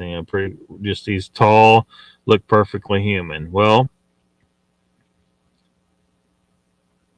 why not? Why couldn't it? Because I've just said that they, morphologically speaking, looking beyond just the hairy body, they look like they look human. So they're going to have a human skeleton. It's going to be a big human skeleton, but they're going to have a human skeleton. So giant skeletons, if they have been discovered, would be so we would therefore have a bunch of giant or a bunch of Sasquatch skeletons what we're looking at, because you gotta remember the hair's gone. When you got down any animal that's hairy, that's hairy as hell, the hair is pretty much gone usually when we find the bones. So those could be Sasquatch skeletons. But yeah. So we probably got a bunch of them. People said we never find any skeletons. Well, maybe we have found some. Maybe we have.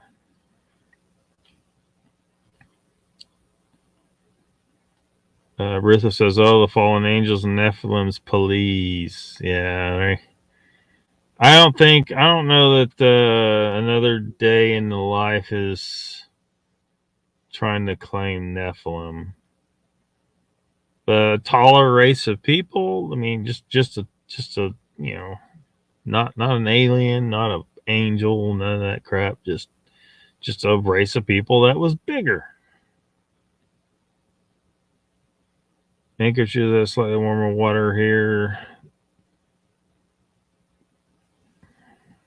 Talking about temperatures up there. Mark Doma says, I have to agree about the hair, Lockbeard. Imagine that those people would say in summertime in Greece. Yeah. And supernatural. No, I don't see anything supernatural. Title's Homo sapien sapien after all. Yeah. We're the smart people, right? The smart human. We really think we're the best thing ever. What if we do this, get to know the Sasquatch people and find out they're actually smarter than us, which is totally possible. The smarter people are not necessarily going to live like we do. We have all this technology and we change the world around it, but we don't. Is that necessarily the smartest thing to do? I don't think so. Living in harmony with nature seems like a smarter thing to do. It's going to be better for you psychologically and health-wise, physically. Maybe Sasquatch, never got stupid enough to destroy their planet like we do. I mean, it's like people assume we're the bestest the bestest thing ever. Well, there might be something better. And we see them living, in the woods, and we think that that's inferior somehow. It's not inferior. It's probably, well, I know it is. It's better in the sense that they aren't poisoning themselves with toxins and creating pollution and destroying their habitat and doing all kinds of unhealthy things to themselves. And we're just smart enough to be dangerous to ourselves.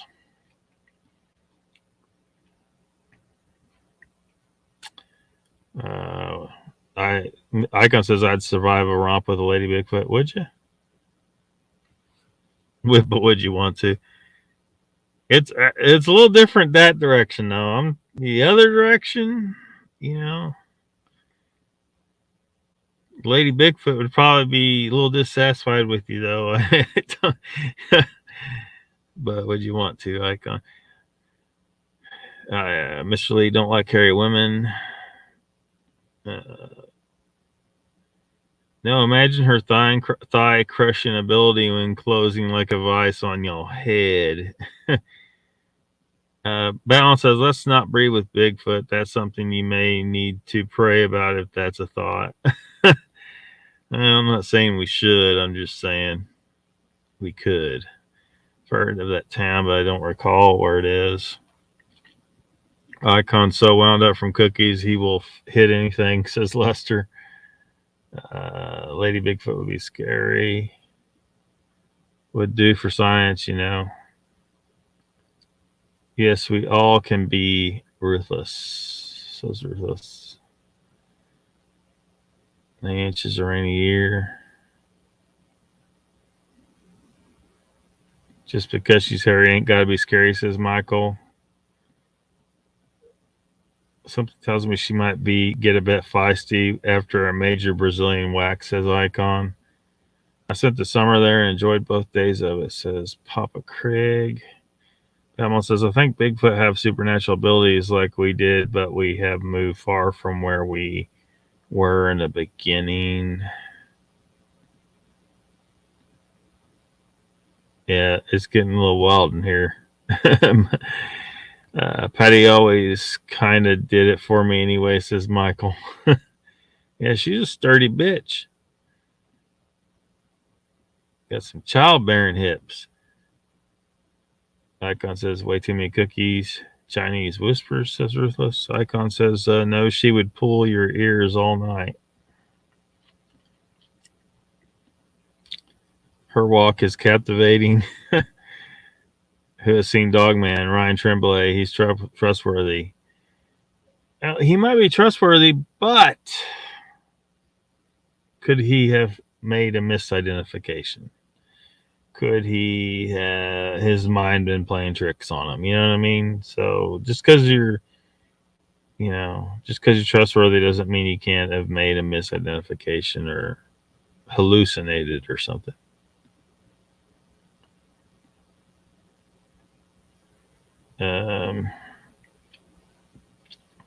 Didn't make Santa real, just saying.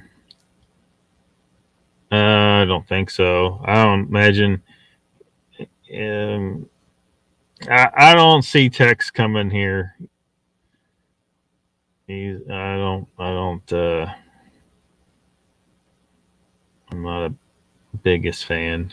Let's just say that. Santa wasn't hanging out outside of a house. No, Batman. Tex isn't here, but he's seen Dogman though.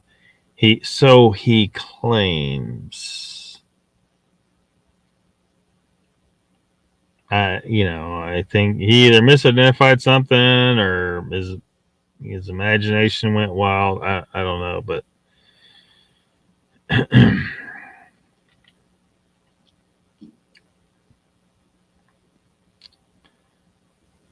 and Tex wouldn't lie. Okay. Got a game, kids, Chinese whispers called Telephone in USA. That was odd. I couldn't text chat unless I resent. Yeah, I thought that was weird. if Tech said it, it's gospel, Batmom. I don't know. Next time you stop by one of my live streams, remind me to show you a picture if the beginnings of Dogman. I can only imagine, Icon. Ruthless, I knew what you meant. You never know, that's for sure, until it happens to you. Until then, I don't know anything for sure. Look at those giant books. No one considers the print size. Makes zero sense for one thing. I don't know. Y'all put a lot of faith in text. It's your business. Yeah, it is. It's nonsense.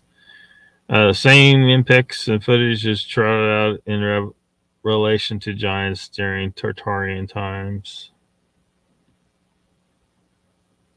Wizard says, define supernatural. I'm confident in saying the wild people are naturally super individuals and they may have specific abilities that us humans simply don't allow our brains to practice.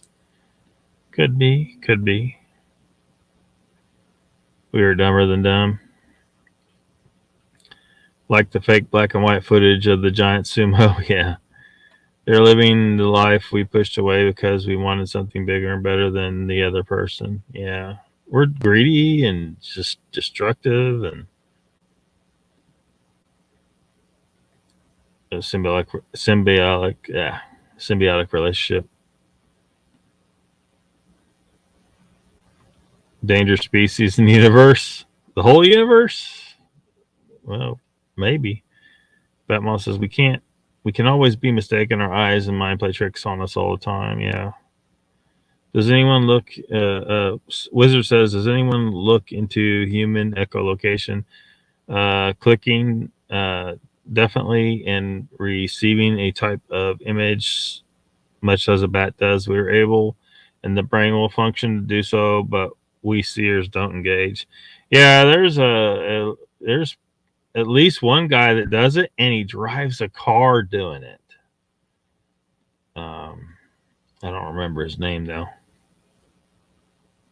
No talking badly about Tex. I don't believe him. That's all I can tell you. Maybe he truly believes he saw what he thinks he saw, but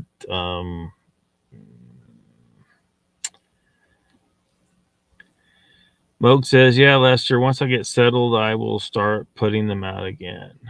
Putting out his shorts.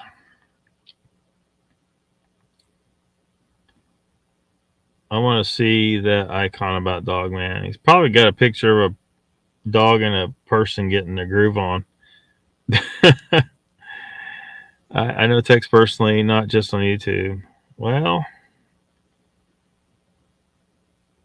yeah, all right, but there's all I know is there's some bullshit on that channel. I'm sorry, there's some bullshit on that channel, and you know they're into some stuff that just ain't true, and that's all I can say. I mean, sorry. Mr. Lee says Sasquatch can be mean too, very mean in fact, but there are encounters where Sasquatch have helped people. No, I can't save it for a stream. No hurry. Dogman is new to me. Yeah, it's complete bullshit is what it is. Todd Stanley says Sasquatch saved him.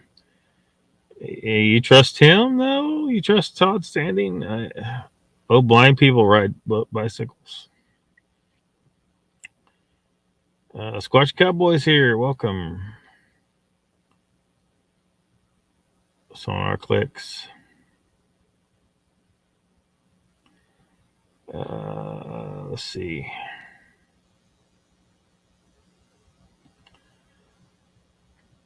Troy asks, Mogs, do you squatch out near the Moog Rim?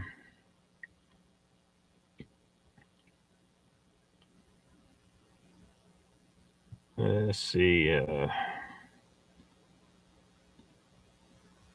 How far behind in chat did I get? I thought I was caught up there for a second, and then a whole bunch of chats popped up.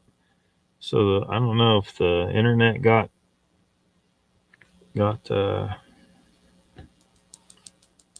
squirrely there or what.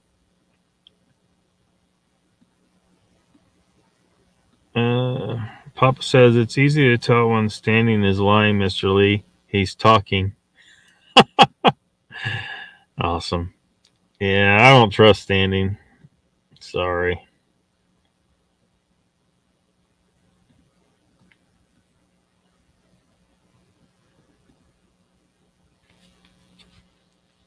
Well, shoot.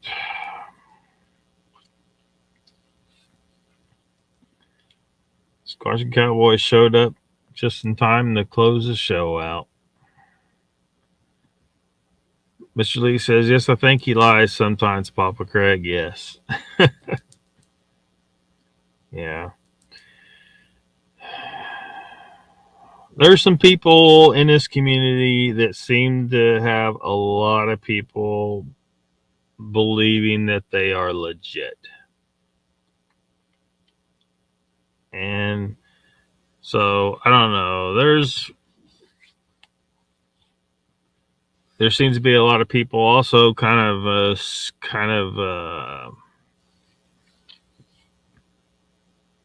who are a little, I don't know if they're spooked about going after or talking about, some of the people that are lying and doing stuff. I haven't mentioned everybody, like there's people that a lot of y'all hold in good regard, and maybe you're just not aware of some of the stuff that they've done, or that they're lying, or that they've stolen stuff from other people. But these people are treated as if they are, they're good. They're good members of the Bigfoot community. And so when I see that someone has definitely stolen, it's been proven. I mean, that person's lost legitimacy. They and it just gets, and a lot of people aren't aware of it, or they never heard. They don't know. I'm trying not to drop names, but there's some held in really good regard, so I don't know. All I'm saying is you start hearing people talk about some of the wilder claims, the woos type stuff. Just start engaging your skeptical mind, and try not to get carried away by that person. Dogman does not compute. It just doesn't.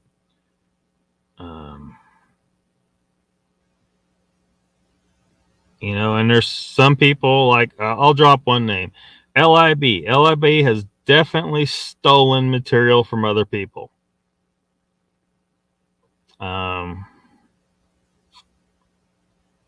Now he may try to claim he didn't, but he fucking did. I can prove it. I'm not going to do that tonight. And he's not the only one out there. And so it may piss off people that I said that, but I can goddamn prove it. I'm sorry, but he's done it. And he's out here claiming, mind speak. Well, someone claims mind speak. All they got to do is convince you that they're legit, right? It's like, I'm a credible, he seems like a good guy. He seems credible. How do you disprove his claim? You can't.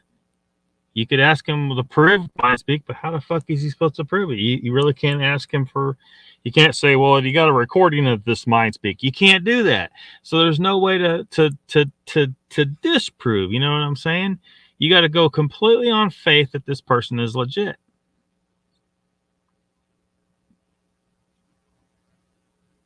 How in the fuck are we going to find out anything when you got people like this out here? And you got people out here that are like, well, he seems like a good guy and blah, blah, blah. Yeah, he may look, scam artists, that's their specialty, making you think that they're cool, that they're good, that they're legit, that they're credible. That's what they do. So you gotta be on guard for that shit. Because if we're gonna find answers, we gotta slough these people off.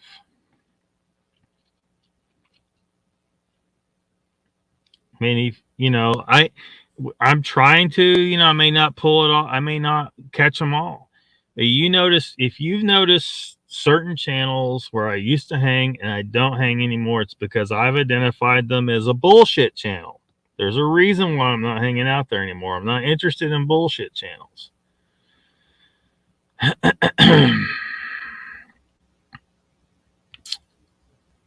I put shredded cheese on my mash, roasted onion, and they've been my favorite all my life. Well, yes, Lockbeard, it's a cult. Yeah.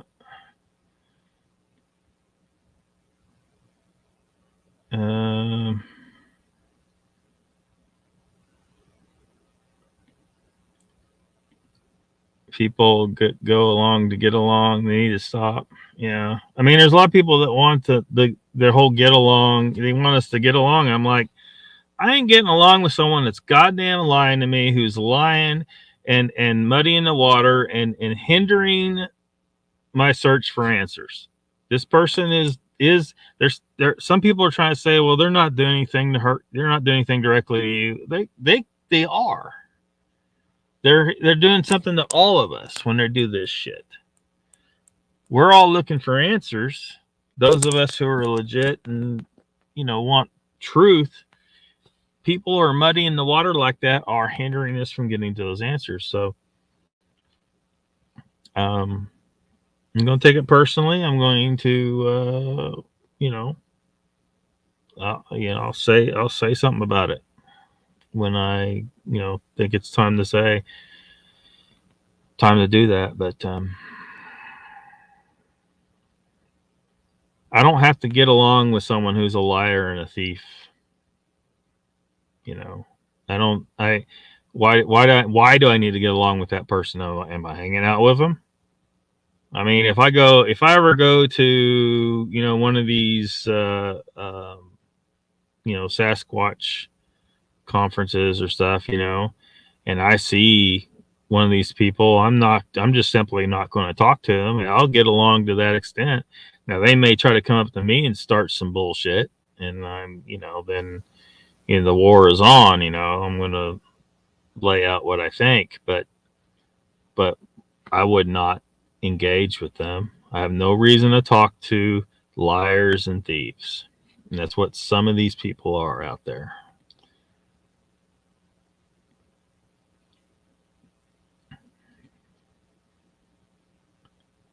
I don't understand the lying for. What for? Mr. Lee, an honest person may never be able to truly understand a liar. You know what I mean? Don't even, so, you're looking for, with an honest mind, you're looking for a logical reason to lie. That somehow has a good reason. You're not thinking in the terms of a liar who doesn't care if it's good or bad. They're perfectly happy to do a bad thing if it serves their purpose. It's like, trying to understand, a murderer. Or they must have had a good reason for it. No, sometimes they don't have a good reason for it. That person is just an asshole. And you're trying to understand that you're trying to understand an asshole when you're not an asshole.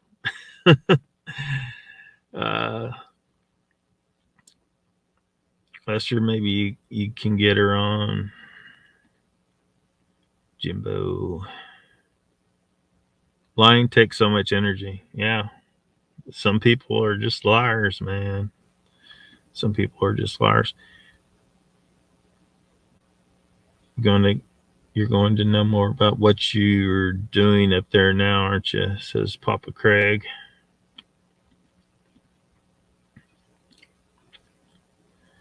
Batmom says, if you don't drop the names, and how do people know the truth? Well, I don't want to piss everyone off in one go.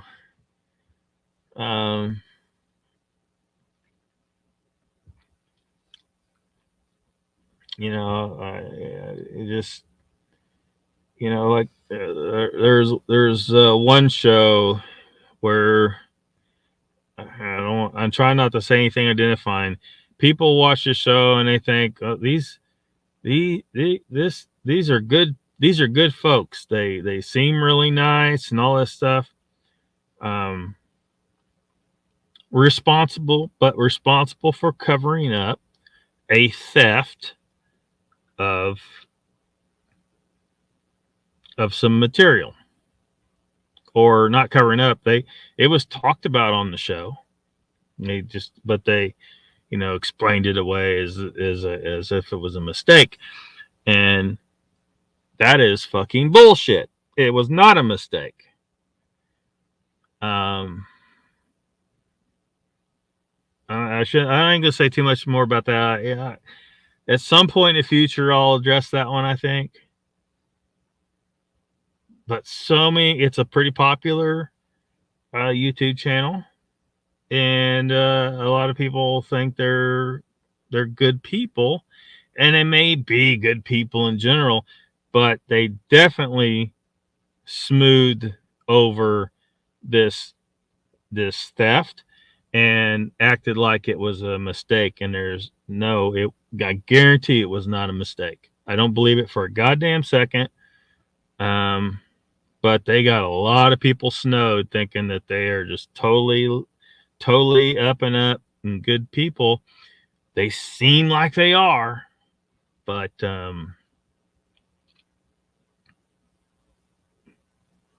they did this. It was just this one thing that I'm aware of that's connected to them. They didn't do it themselves, but someone connected to them, like closely connected to them, did. And I just don't know what's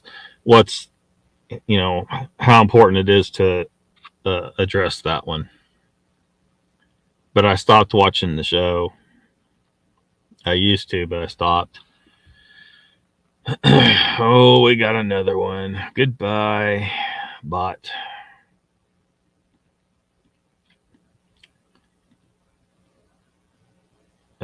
Troy says, no problem. So I've looked into reports of stories near my area. One type of cryptid is a reptoid type. And Jimbo says, oh, lock. Mugs is laughing.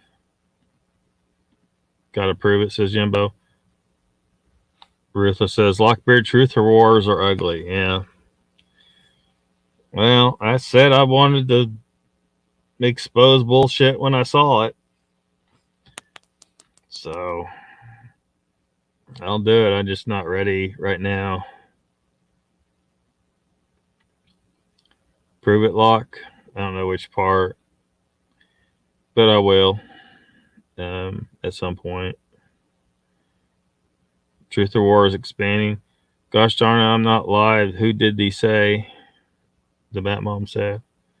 Liar wars are worse, says Michael. I've got pictures from Mike and close people, says Jimbo. Please prove it. I'll do it another time. I am not set up to. I got to show you guys some screenshots and stuff and show. So I'm sure he has his own original material, of course, but yeah. Yeah, that's for another time. That's why I don't want to mention names, because then people are like want to start getting into it now, and I don't want to get into it now. I'm trying to shut down tonight. I need to go to sleep. Ruthless says hucksters. Lester says amen. follow up on what they say. This bingo. Not everyone wants to get along, for fuck's sake. Yes, Lockbeard, true. Says Mr. Lee. People like to make it difficult for folks like me, says Squatching Cowboy. Oh, dude, you can't even come up in here trying to defend Curry and Zasky. Are you serious right now? Batman says people putting bad info out there can get someone hurt. Whoa, shit getting real. Yeah. People lie to control others, yeah, and make money. She's a Chihuahua.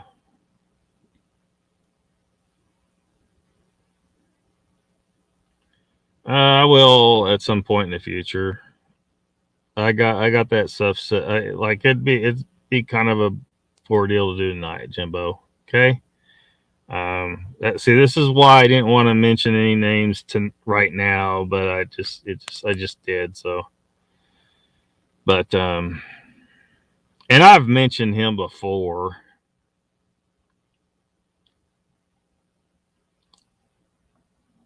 But no, I'm not going to do it tonight. Not going to do it tonight. Tim Boy says, "What the hell's going on, my people? Welcome, Timmy Boy. Thanks for dropping in."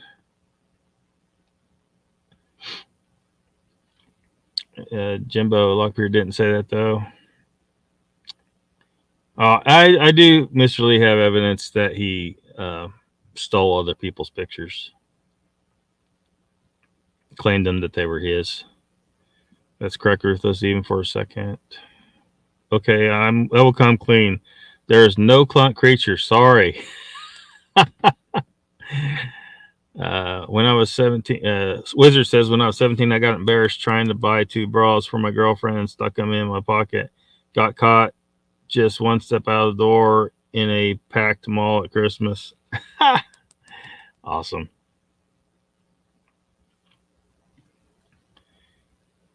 Yeah, Mr. Lee said, yes, he had a pass. Mr. Lee is not telling the truth. He's not real. He's a bot. Oh, what the hell? The genie's out of bottle can't put that clump back. I've never stolen anything the rest of my life. Timmy Boy says, hello. I'm on my phone, so typing is a bitch. Batman says, oh my God, Lockbeard. Yes, it was, and it's still hard to believe that people you loved were using you as a stepping stool from the moment they meet you. Yeah.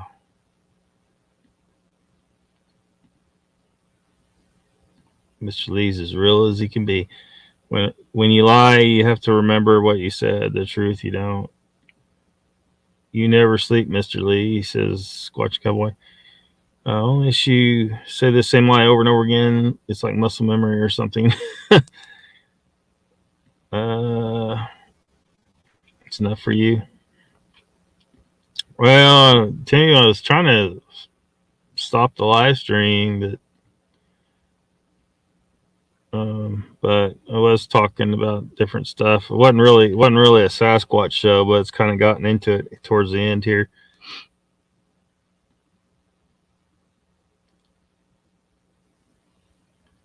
Batmom says, yes, stealing content is always by accident. So, yeah. Oh, I did that by accident. When they get caught, they say that. When they get caught, they say that. Because it's the only way out and save face. That's the only, you can't, if you're caught stealing content, the only way out to save your ass is to say, oh, it was an accident. Well, I had that on my computer and I accidentally put it out as my own. No, you did not. You know damn good and well what content you created and what you didn't,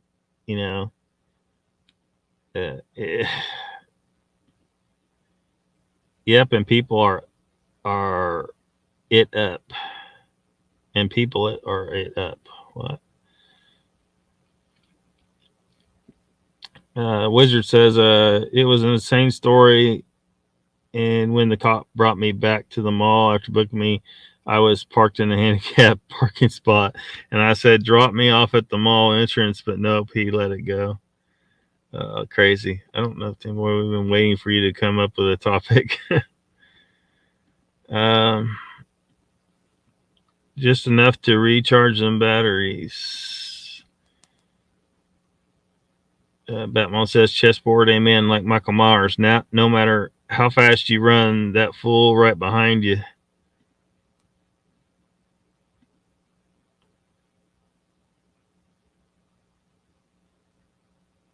Oh, shit. Yeah, whatever, dude.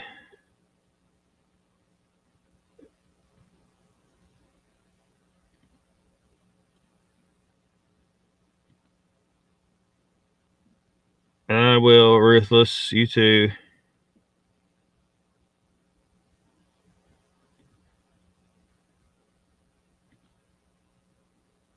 Batman says, no problem. It's important to put your ducks in a row before you accuse.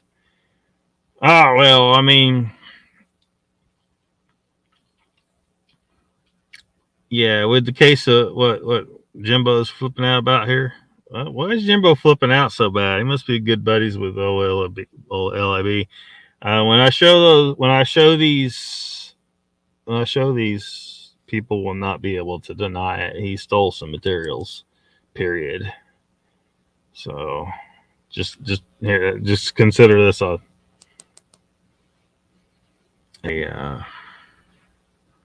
foreshadowing or whatever. But they had no intention of covering that right now. But yeah.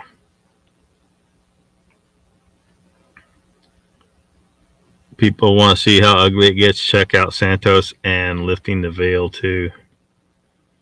The Flurfs attacking. Are the Flurfs attacking?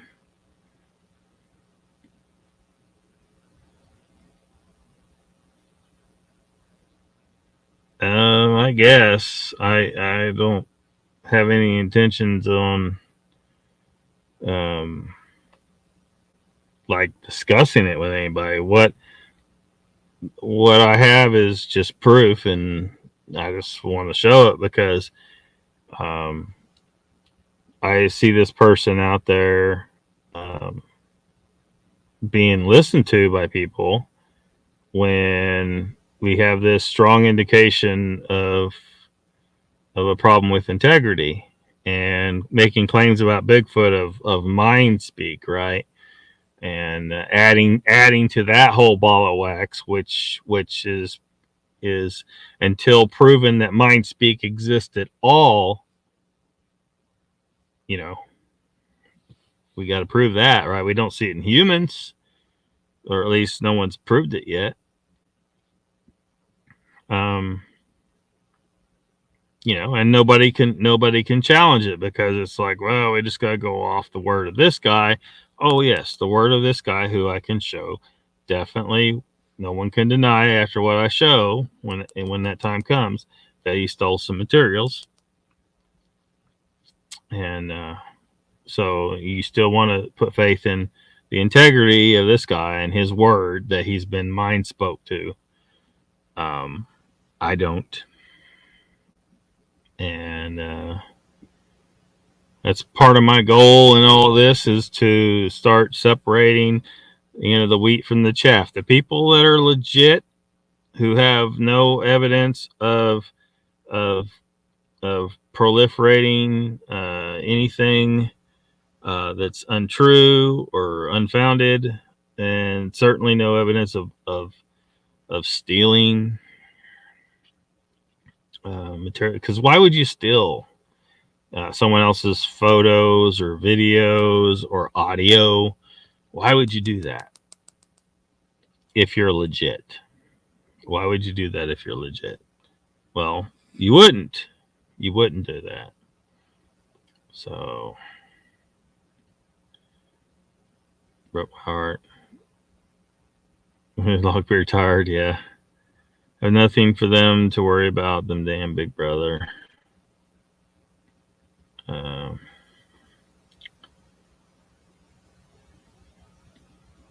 Mr. Hugh, good night.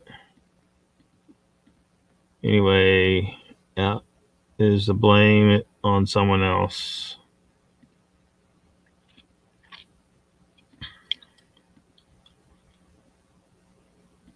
Window lickers. Bogues show sometime. Sometimes I'll lick windows, says Mr. Lee. Mr. Lee, peeping Tom. He might be. It's okay. Window licking.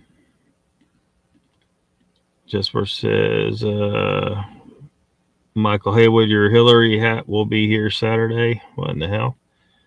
Papa Craig says, you guys are making my sides hurt again. I wish I wouldn't have broken those ribs.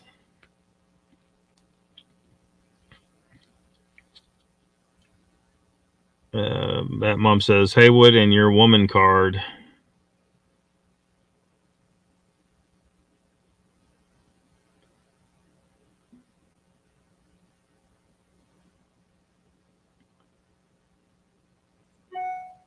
I mean, everybody can come in the chat. It's going to be hard for LAB because, see, you know, he's got me blocked where he can't see anything that I say in chats. You know, why is he hiding from me? You know, why has he got me blocked? Now, he can block me all day long.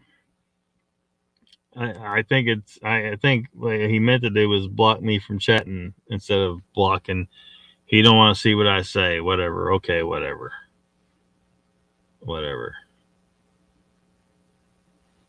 I think it's because I don't tolerate bullshit. But now, if you're thinking I'm gonna just, because I don't typically bring people on camera, I am not bringing any y'all on my camera. You know what I mean? But you guys can say whatever the fuck you want in chat.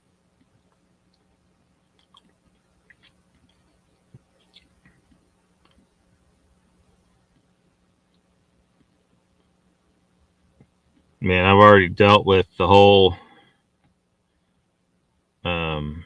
bullshit with the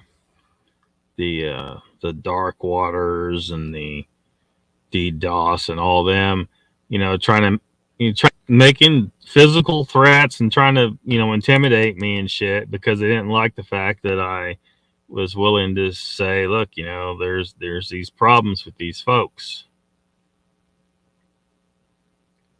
You know, just threats and intimidation and all that shit from them. Man, screw you guys. I'm going to say what I'm going to say on my channel. If you don't like it, you don't have to watch.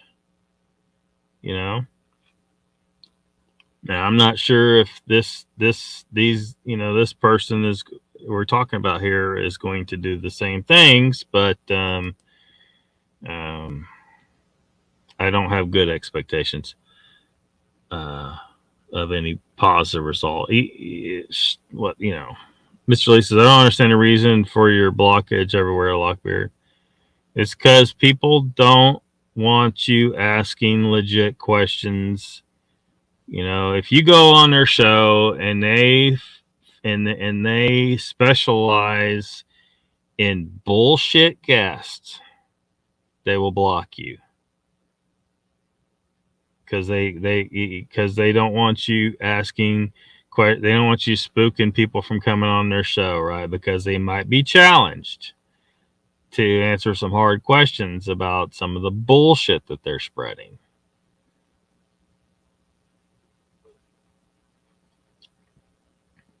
So that's why I'm blocked from channels like Bullshit Odyssey, Hidden Exaggeration. I'm blocked from fucking Texas show.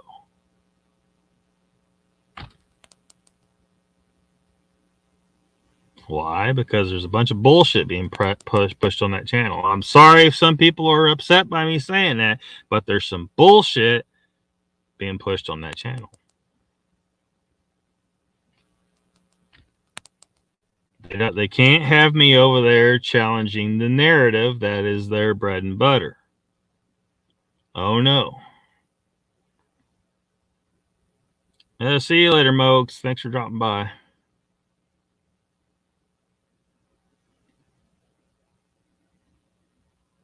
I think so, Mr. Lee. Maybe sometimes I come in a little hot, but I'm not gonna just accept any kind of bullshit on a channel, and it's, I'm not happy if I've put in a bunch of time watching somebody's channel and they keep hitting me with some bullshit. I'm gonna say something, and if they block me, they block me, so I stop watching the channel. I don't need to watch their channel. And then they want to get pissed off about me, say anything about it over here, or people in my chat want to get pissed off about me saying, look, those people don't have to watch my channel.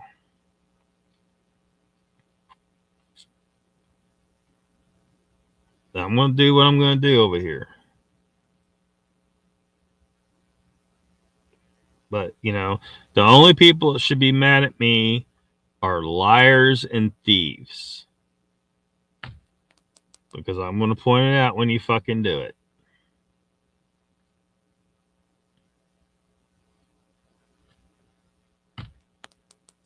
You're muddying the water. You're making it harder for us to figure out what the fuck is going on with cryptids and stuff. So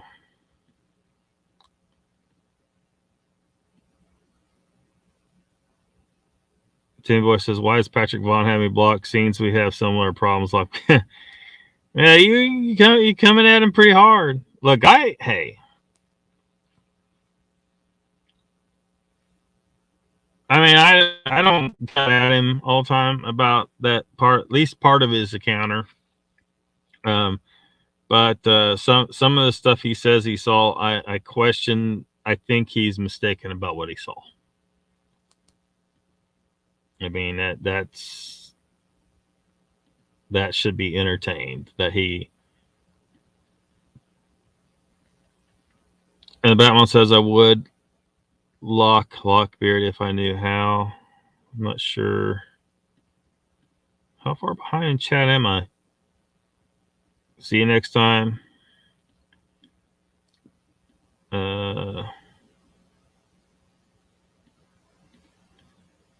Rutha says they threaten you. Oh, you surely touching nerves into the raw.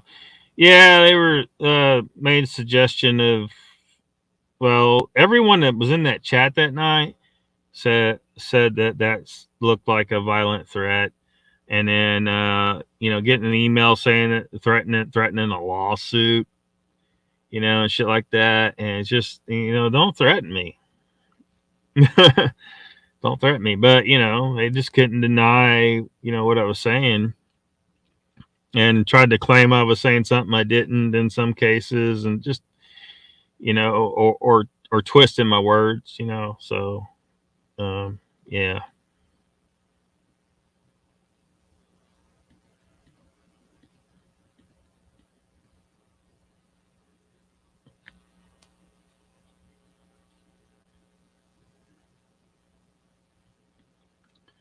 To Mr. Lee's question, come on, Locke, you pissed off a lot of people, just like Quick Witty or Bigfoot Odyssey does not like people asking the hard questions of their guests.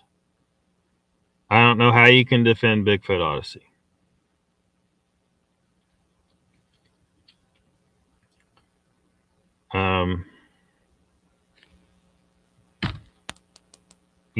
That Bigfoot Odyssey's been they're hemorrhaging subscribers here, here and there. Someone pops up and says, look, I trusted this channel, I watched this channel, and I've finally come to the conclusion that they're bullshit. I don't know how anyone could defend Bigfoot Odyssey at this point. And he's a goddamn hypocrite. And that's readily demonstrable with him and his fucking, oh, now watch your language. The kids are watching, but then he'll let goddamn Mark Zasky come on screen and drop F-bombs. Well, you can't tell people they can't cuss in your chat, but then you'll let Zasky on camera dropping F-bombs. So,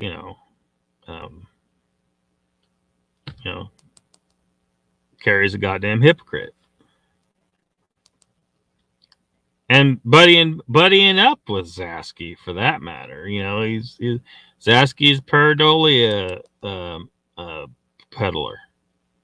You got to pay to see his pictures of shadows and bushes.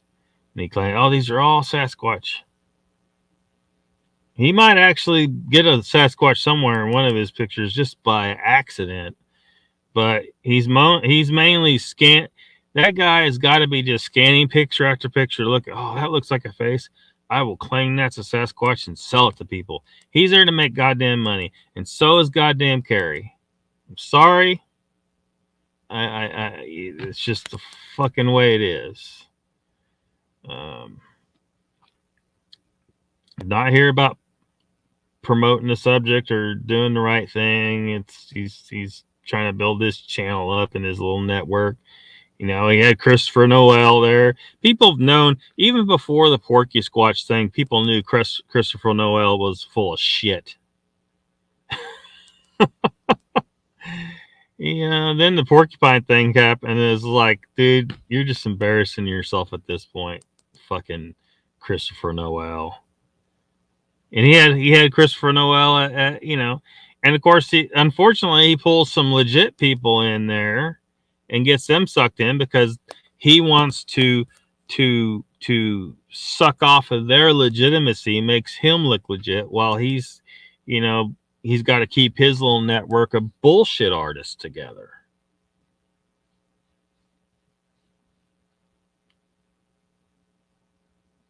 One of the names I didn't name earlier, that was not that I have seen responsible for something that they did, but responsible for helping to kind of smooth over something that somebody else did, was at that 168 too. But everybody thinks this person is just great, and can do no wrong. Good night, Wizard. You troll them with your own different channels. Now I have to come in with another channel to say what I think because they banned this channel. It fine, so fine, since and so I've just stopped even trying with that. If they want to do that, I'll say whatever the fuck I want over here, and they can't stop me from saying what I want over here and pointing out their bullshit. So text blocked me when I asked why he would have Clat Hansen on. Yeah, see, and that's just one of the many indications of the bullshit nature of his channel. Timmy boy. Whether people like it or not, we have two different Bigfoot communities. We have the side that's looking to find out the truth about cryptids and paranormal subjects, and we have the side that's here just to either build a channel or push some bullshit narrative, push a particular belief that they want to other people to believe in, and I don't know if I need to start publish a list, the ones that I've identified that are on the bullshit side of the cryptid community, and whether people like it or not, Texas channel is on my mental list of channels that have landed their ass firmly on the bullshit side of the cryptid community.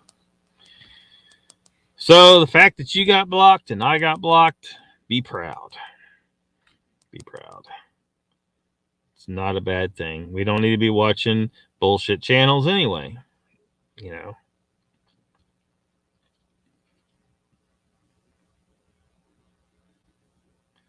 Now, at some point in the future, Jimbo, that's why I didn't want to mention names. I shouldn't have mentioned a name because people start, well, I want to see it now. I'm like, well, I'm not ready to deal with that just yet.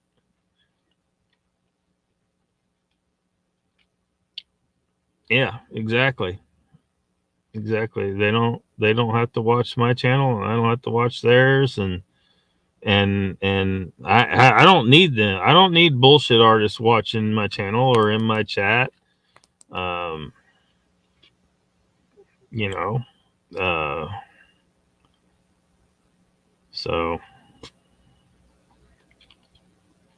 whatever, if they want to see, and the fact that some of these people will come at you and say, "Oh, you're going to lose people," like, well, you thinking about this a totally different way. Now, I'm really not like, it'd be nice if the channel would grow, but the reality is this, my income is made elsewhere, and this whole thing actually costs me money.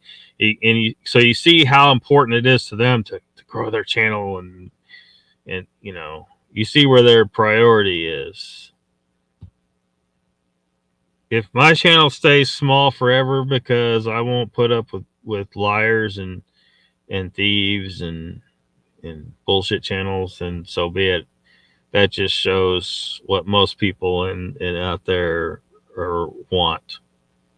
And maybe that's the case. Maybe most people want lies, or they want someone to give them feed their confirmation bias monster, and keep saying things on your channel that proves what they believe. Like if they believe in portals, or Nephilim, or whatever makes them feel good about the goddamn universe. If your channel is pushing that, that's where they're going to go to. They don't care. They're not prepared to abandon, like Pat always used to be saying the phrase cherished belief. Fuck your cherished beliefs. Your cherished beliefs are usually bullshit. You got to be prepared to, whatever you believe, you got to be prepared to drop it when the facts don't support it. And a lot of people who are watching a lot of these channels are not prepared to do that. They want someone to feed their confirmation bias monster. They're not honestly looking for truth. They're not honestly looking for facts. So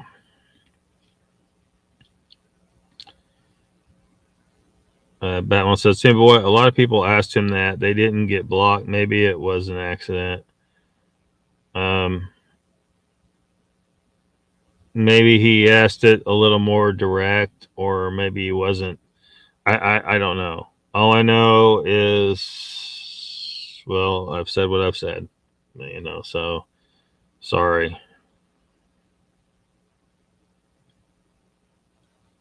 Well, there's a lot of people being all cloak and dagger, and I don't want to talk about this openly. Why? Why?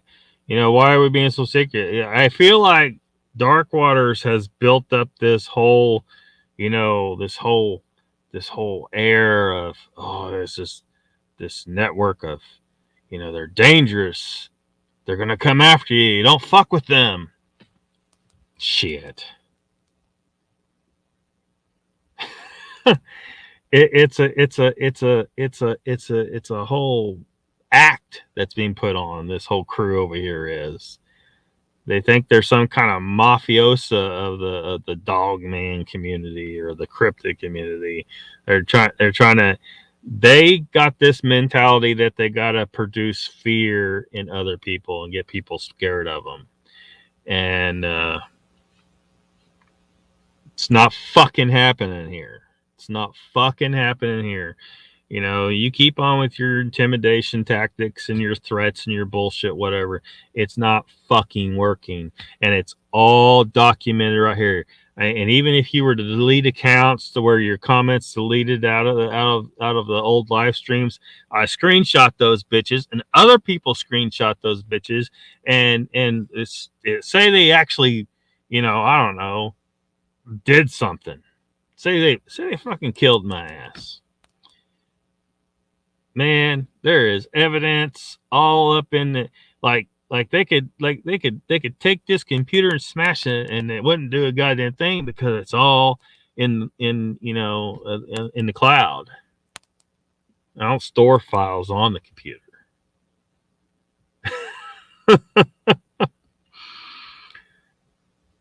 And I'm about half ready to check out at any time, so whatever, motherfuckers. Not saying I'm having those kind of issues. I'm just saying. I've had a good run, so whatever, motherfuckers. Fucking bullshit. Off air. Why off air? Because because how much you want to bet? You know, because there's just so many people that are, oh, we can't, I want to talk to you privately about this. All this behind the, no, stop with this bullshit. Enough of this behind the scenes or private conversation bullshit. What the fuck are you trying to pull? They're trying, look, a lot of these people, I think, are trying to look for an opportunity to engage in intimidation tactics where other people can't see them fucking doing it. It's like those emails for, you know, that I got and all that shit, dude. There's like those comments under some of my YouTube videos where they made the comment. It shows up in my email, and they know damn good and well it does. And then they immediately deleted the comment so other people couldn't see it. It's because they don't want people to see what the fuck they're doing. They're doing bad shit, and they can't stand that I'm not falling for it. You know, I don't want to get into this shit tonight, but. See, this right here. This right here. It's not about the public. No, goddamn, it is about the public. What kind of secret stuff? You know, everything. It's all this secret stuff, dude. No. There's nothing secret here. There's what's happening is online and for everybody to see. So that's where it needs to be, man.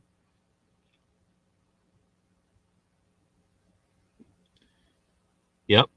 Putting shit into people's heads.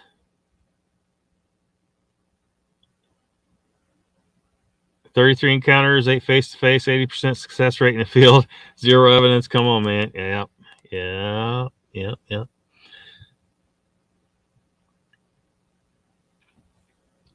Yeah, not specific. Yeah, it could be. There's a lot of them.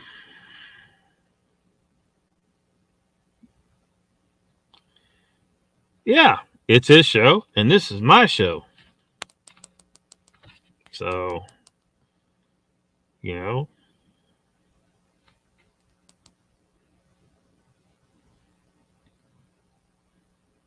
You don't understand all the fighting, though? That's all? Because these people are harming our search for the truth. I mean, how do I put it? What if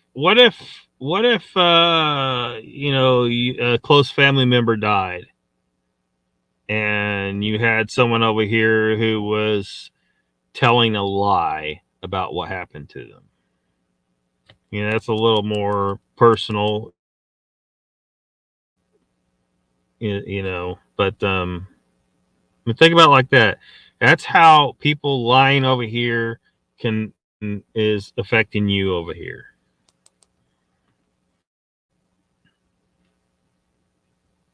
Noobs.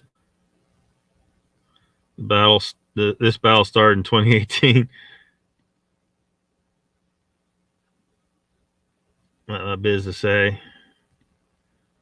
Takes 3 years to get to that community.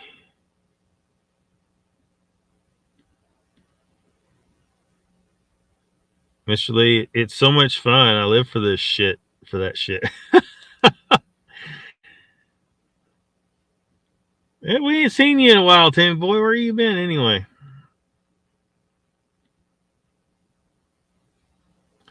He's naughty sometimes.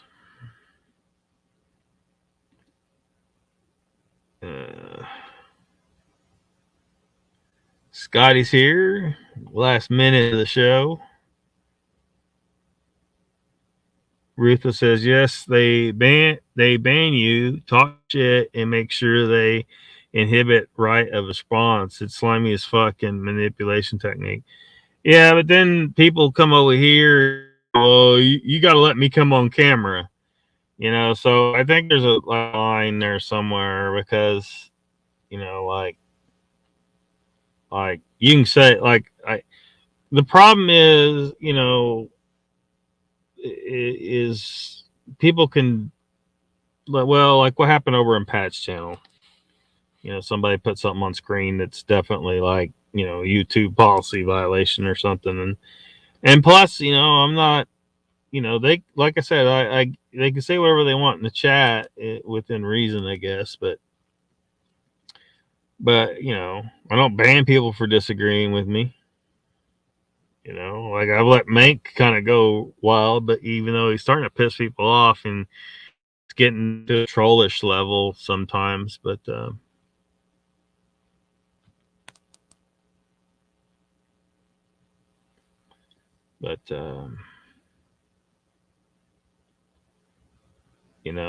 I hope that because I think there's a limit. It's like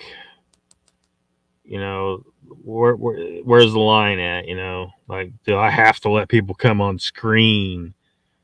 I don't think so. I think that the line is at the chat is fine within reason.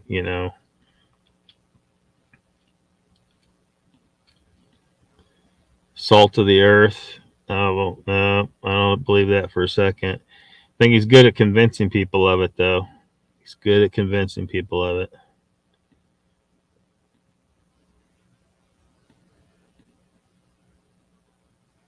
Bias. No offense. What up, Scotty? I'm skipping through. I think I'm way behind. Michelle Lee says I have never been blocked.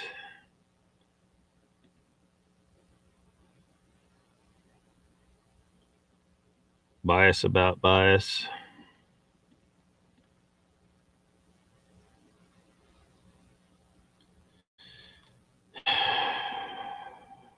You never watched this channel, but BMR wants you to come on.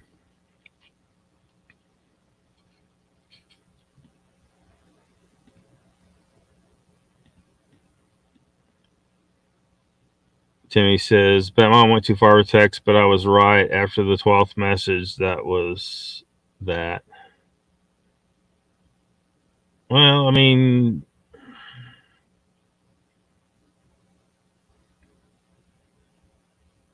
I don't know. What's too far? I don't know. All I know is it's a bullshit channel. They let a lot of bullshit come through, and that just to get content. Just to get content. They want to be able to get that content in the future. They don't want people spooked from coming on their channel, so they need people to see that they will ban people for asking questions that are too challenging of their guest. You might get kicked off. Well, you'll be part of a whole crowd of people. Yeah, I don't watch it anymore, Mr. Lee. Don't watch them anymore.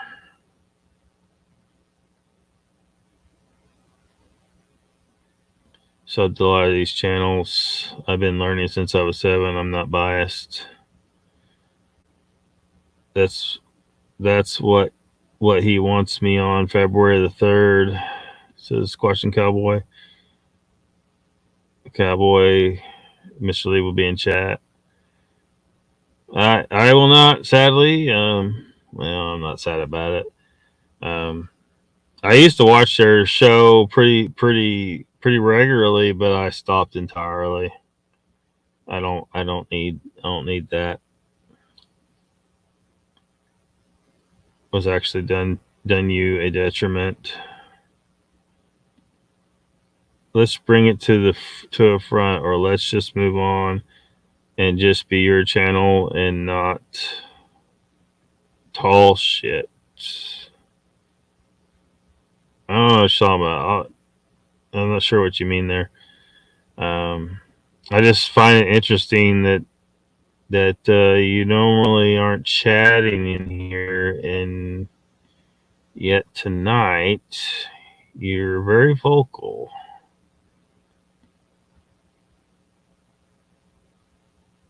Anyone that has no bias, say, I have no bias as ruthless. Take your time. I'll do it for Rob. I have no bias, says Mr. Lee. I'm not biased. Mr. Lee blocked. Just want to see this subject move forward. That's what I'm about. That's why when you see me going kind of after people for stuff. That's because I want to see it move forward. And in order to do that, we need to separate the wheat from the chaff. When we got chaff, people who lie, who are just worried about content for their channel, who are biased, who push just bullshit, people who steal, you know. So, big hands. funny, Mr. Lee. Oh, now we have this deal where people say, "Well, you need to get out and be out in the woods." And see, that's another way for people trying to shut you up. See, I don't know if that's what you're trying to do, Jimbo, but that's what some people try to do to get you to shut up. It's like, "Oh, you can't be saying stuff unless you're out there, you got boots on the ground." That's a bunch of goddamn fucking bullshit. It's what that is, and it's a tactic that they're trying to use. They're trying to use these tactics on me. It's like these debates too that people have. They're trying to use these fucked up tactics, these bullshit ways of trying to shut people down, and all that does is piss me off. Nobody needs to be coming at me telling me, "Well, you don't get to say nothing." Why don't you get out there and find look. Tex can go out there and camp at Bound Springs all he wants. He still ain't produced anything that's actual proof. Nothing. And you want me to go out and waste time instead of being here saying stuff. That's what you're trying to do. You're trying to waste my goddamn time. So when they say shit like look, if I do anything, I'm going to try to do it in such a way that doesn't waste a lot of time. Because guess what? I probably spent way more time in the woods than most people watching this shit. At least people that are, my age. Older people had more time, but now I wasn't looking for Bigfoot, but I was looking for other stuff, and I ain't run across anything that I can confirm was a Bigfoot. Nothing. So if why would I want to waste a whole lot of time trying to find something that's extreme? It's you know what I'm saying? Don't waste my time. If putting out a trail cam and doing a little kayaking is one thing, but people trying to suggest that if I'm not out there every weekend trying to record shit, that I'm somehow don't get to say something, that I'm not moving anything forward by saying something. I'm moving things forward by exposing the bullshit. Probably a lot more than going out into the woods will ever do. Lots of people are out in the woods, both looking for Bigfoot and not looking for Bigfoot, and we still ain't got shit yet. It ain't produced shit. Otherwise, everyone would believe them now because we'd have so much evidence out that that no one could deny it.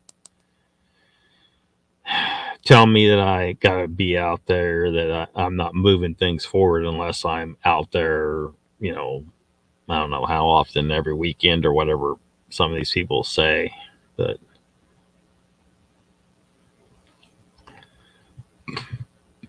those cannot allow any disagreement.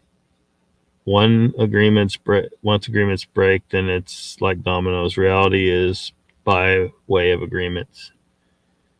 Ain't no coming for you, Lock. Most of us know where you're at.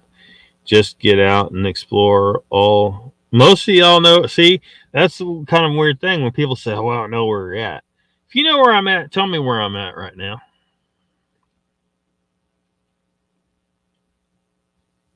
If you know where I'm at, tell me where I'm at right now. But when people say that, "Oh, I know where you're at," well, that's telling me that they're trying to spook me. They're trying to spook me.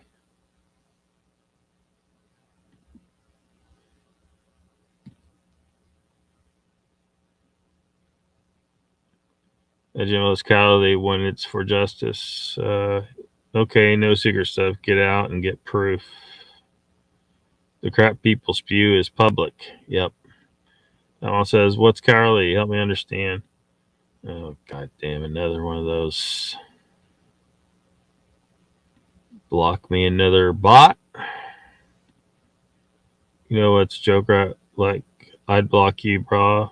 You make me smile.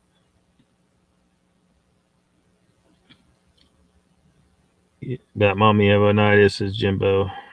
Tim Boy says, vacation, brother, not near long enough.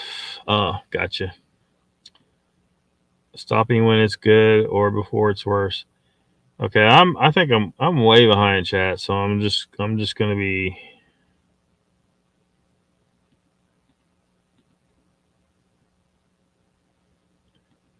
I'm gonna be skimming through Mr. Lee's chain smoking.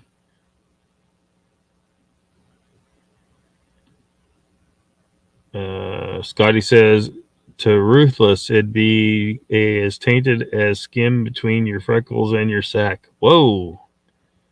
Whoa. You won't become anemic that way. Our channels out and about, and people who run them are good people. No BS, no liars. I have no disrespect for Locke, though. He should get out and look for himself. Yeah. See, I'm tired of people saying that, though, man. I'm sick of it. They're trying to delegitimize me by this roundabout way of saying, well, you're not out looking, so you're fucking worthless. Basically, you're not advancing things. And it's a freaking tactic. I'm sick of seeing it. Imagine Turner versus Harding.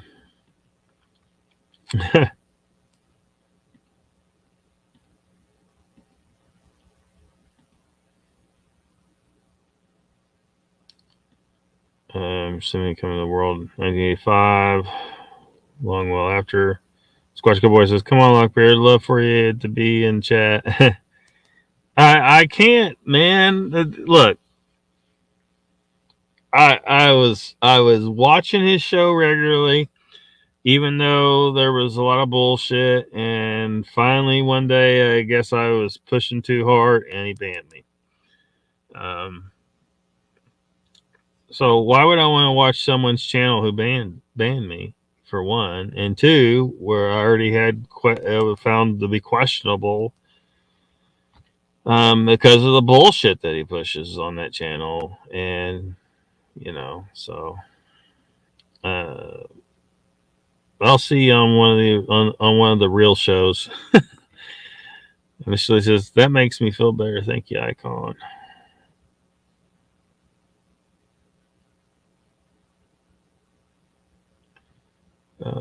Jimbo, yeah, I don't know anything about other shows being fake because I've never seen a cryptid, so I can't say if they're lying or not.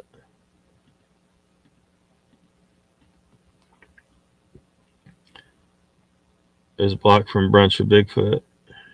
Yeah. Well, I can't chat there. I can watch it, but I don't watch it no more. And on occasionally, I may say something critical about it.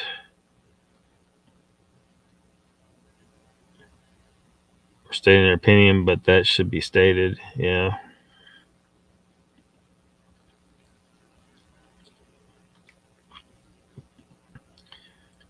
I am short way behind you. No offense. I meant offense first time. I don't know why, though. This is Mr. Lee.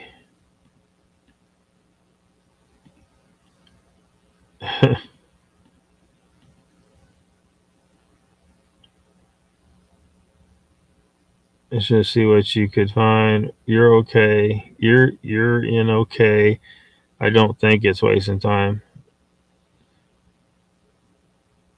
Well, you know what state I'm in, but it sounded like you knew like where I was camped at. You know what I mean? When you say, "Oh, I know where you're at," that's sounds like it's kind of some of the bullshit that the other ones were doing, trying to spook me or make me think that they could come and find me and attack me or some shit. I don't know. Anyway, you gotta be careful saying stuff like that online sometimes, because we don't know what you mean. Okay, I'm in Oklahoma. Well, everyone knows I'm in Oklahoma, but where am I camped at right now? I don't want to reveal necessarily exactly what my location is, because people have made comments that seems like they mean physical harm. Don't BS. The other few are ruining it for others. Just puppy Michelle.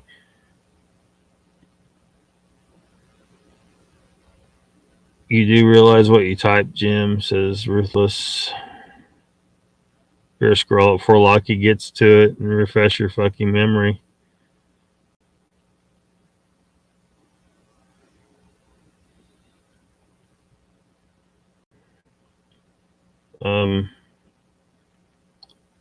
I'm not sure what comment you're referring to there.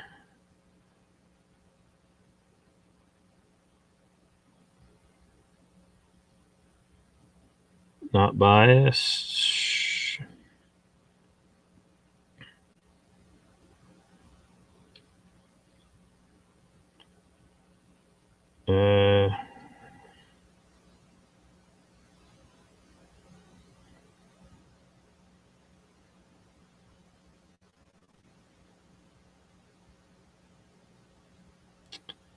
I'm not seeing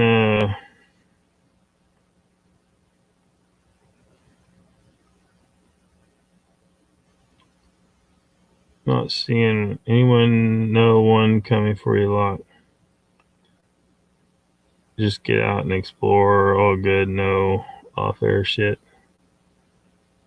Help move forward. I'm not sure what we're referring to there exactly. Like, did he say something that was out of line, or?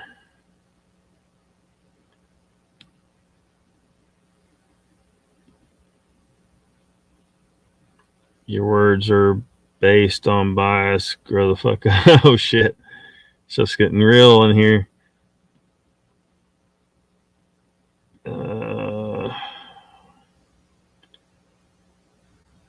P.S. I'm the known asshole. Jimbo, spread the word. Oh shit. Okay, you're bringing things forward. Please bring it, whether you're out and about or in another channel.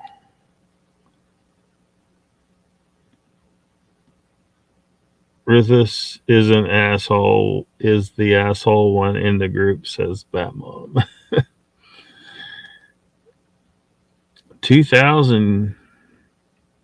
2,000 years, man. That's kind of old, Icon.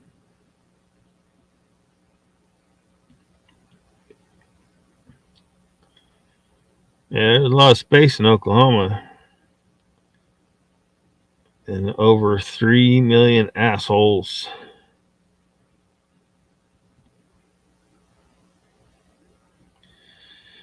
I'm actually the asshole in every group, to be fair. My name ain't Frank.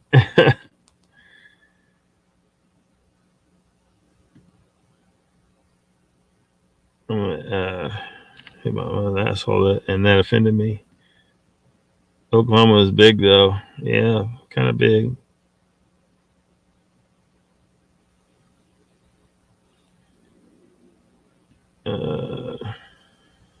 The other asshole. Growing up means getting old. Old wheelchair. Mel Brooks. Yeah, Texas is way bigger.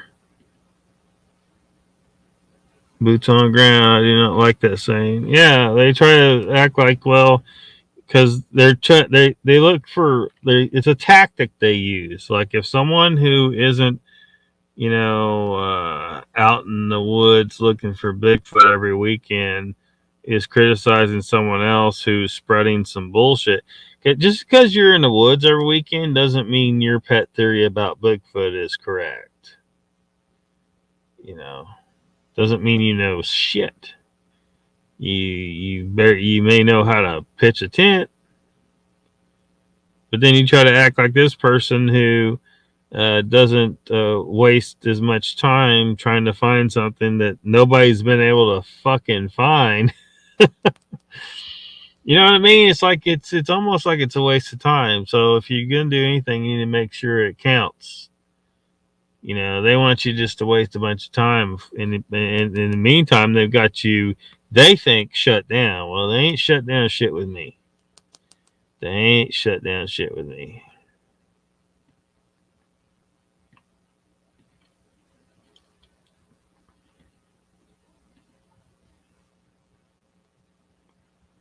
Mel Brooks, chessboard, Jello.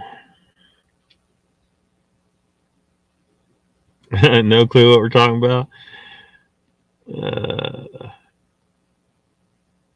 Jimbo says, "Look, if you go to Arizona, I would happily drive 255 miles to meet up, BS, and explore with you."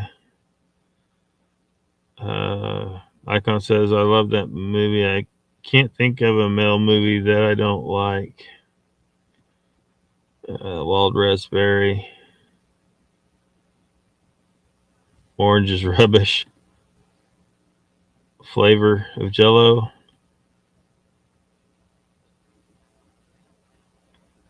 Yeah, his movies are funny.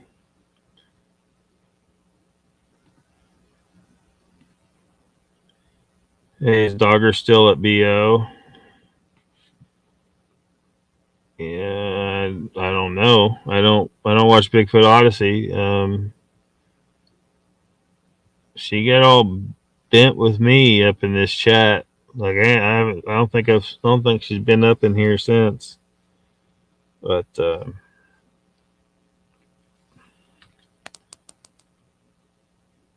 she chose her side, and that's all I can say.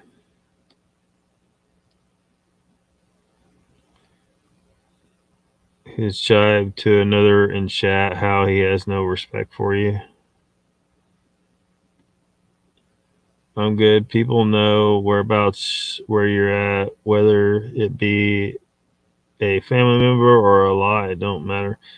It's about that. Hopefully you'll make a trip out west. No disrespect. Let's explore.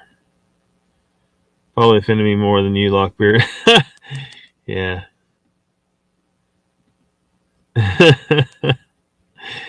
Oh, hell.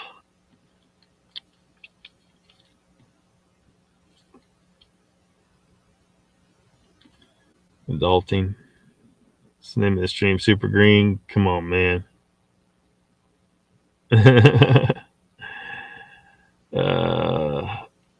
Lime, of course. Ruthless.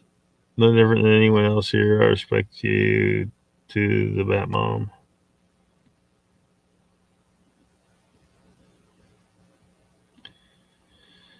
All right. I was trying to quit like 30 minutes ago. No, 30 minutes ago. No, like an hour and a half ago. How in the hell did this happen? Huh. Well, all right, guys. This turned into way more of a shit show than I intended. But thanks for coming out. And probably see most of you Saturday night on Lockbeard Phenomena. Good night.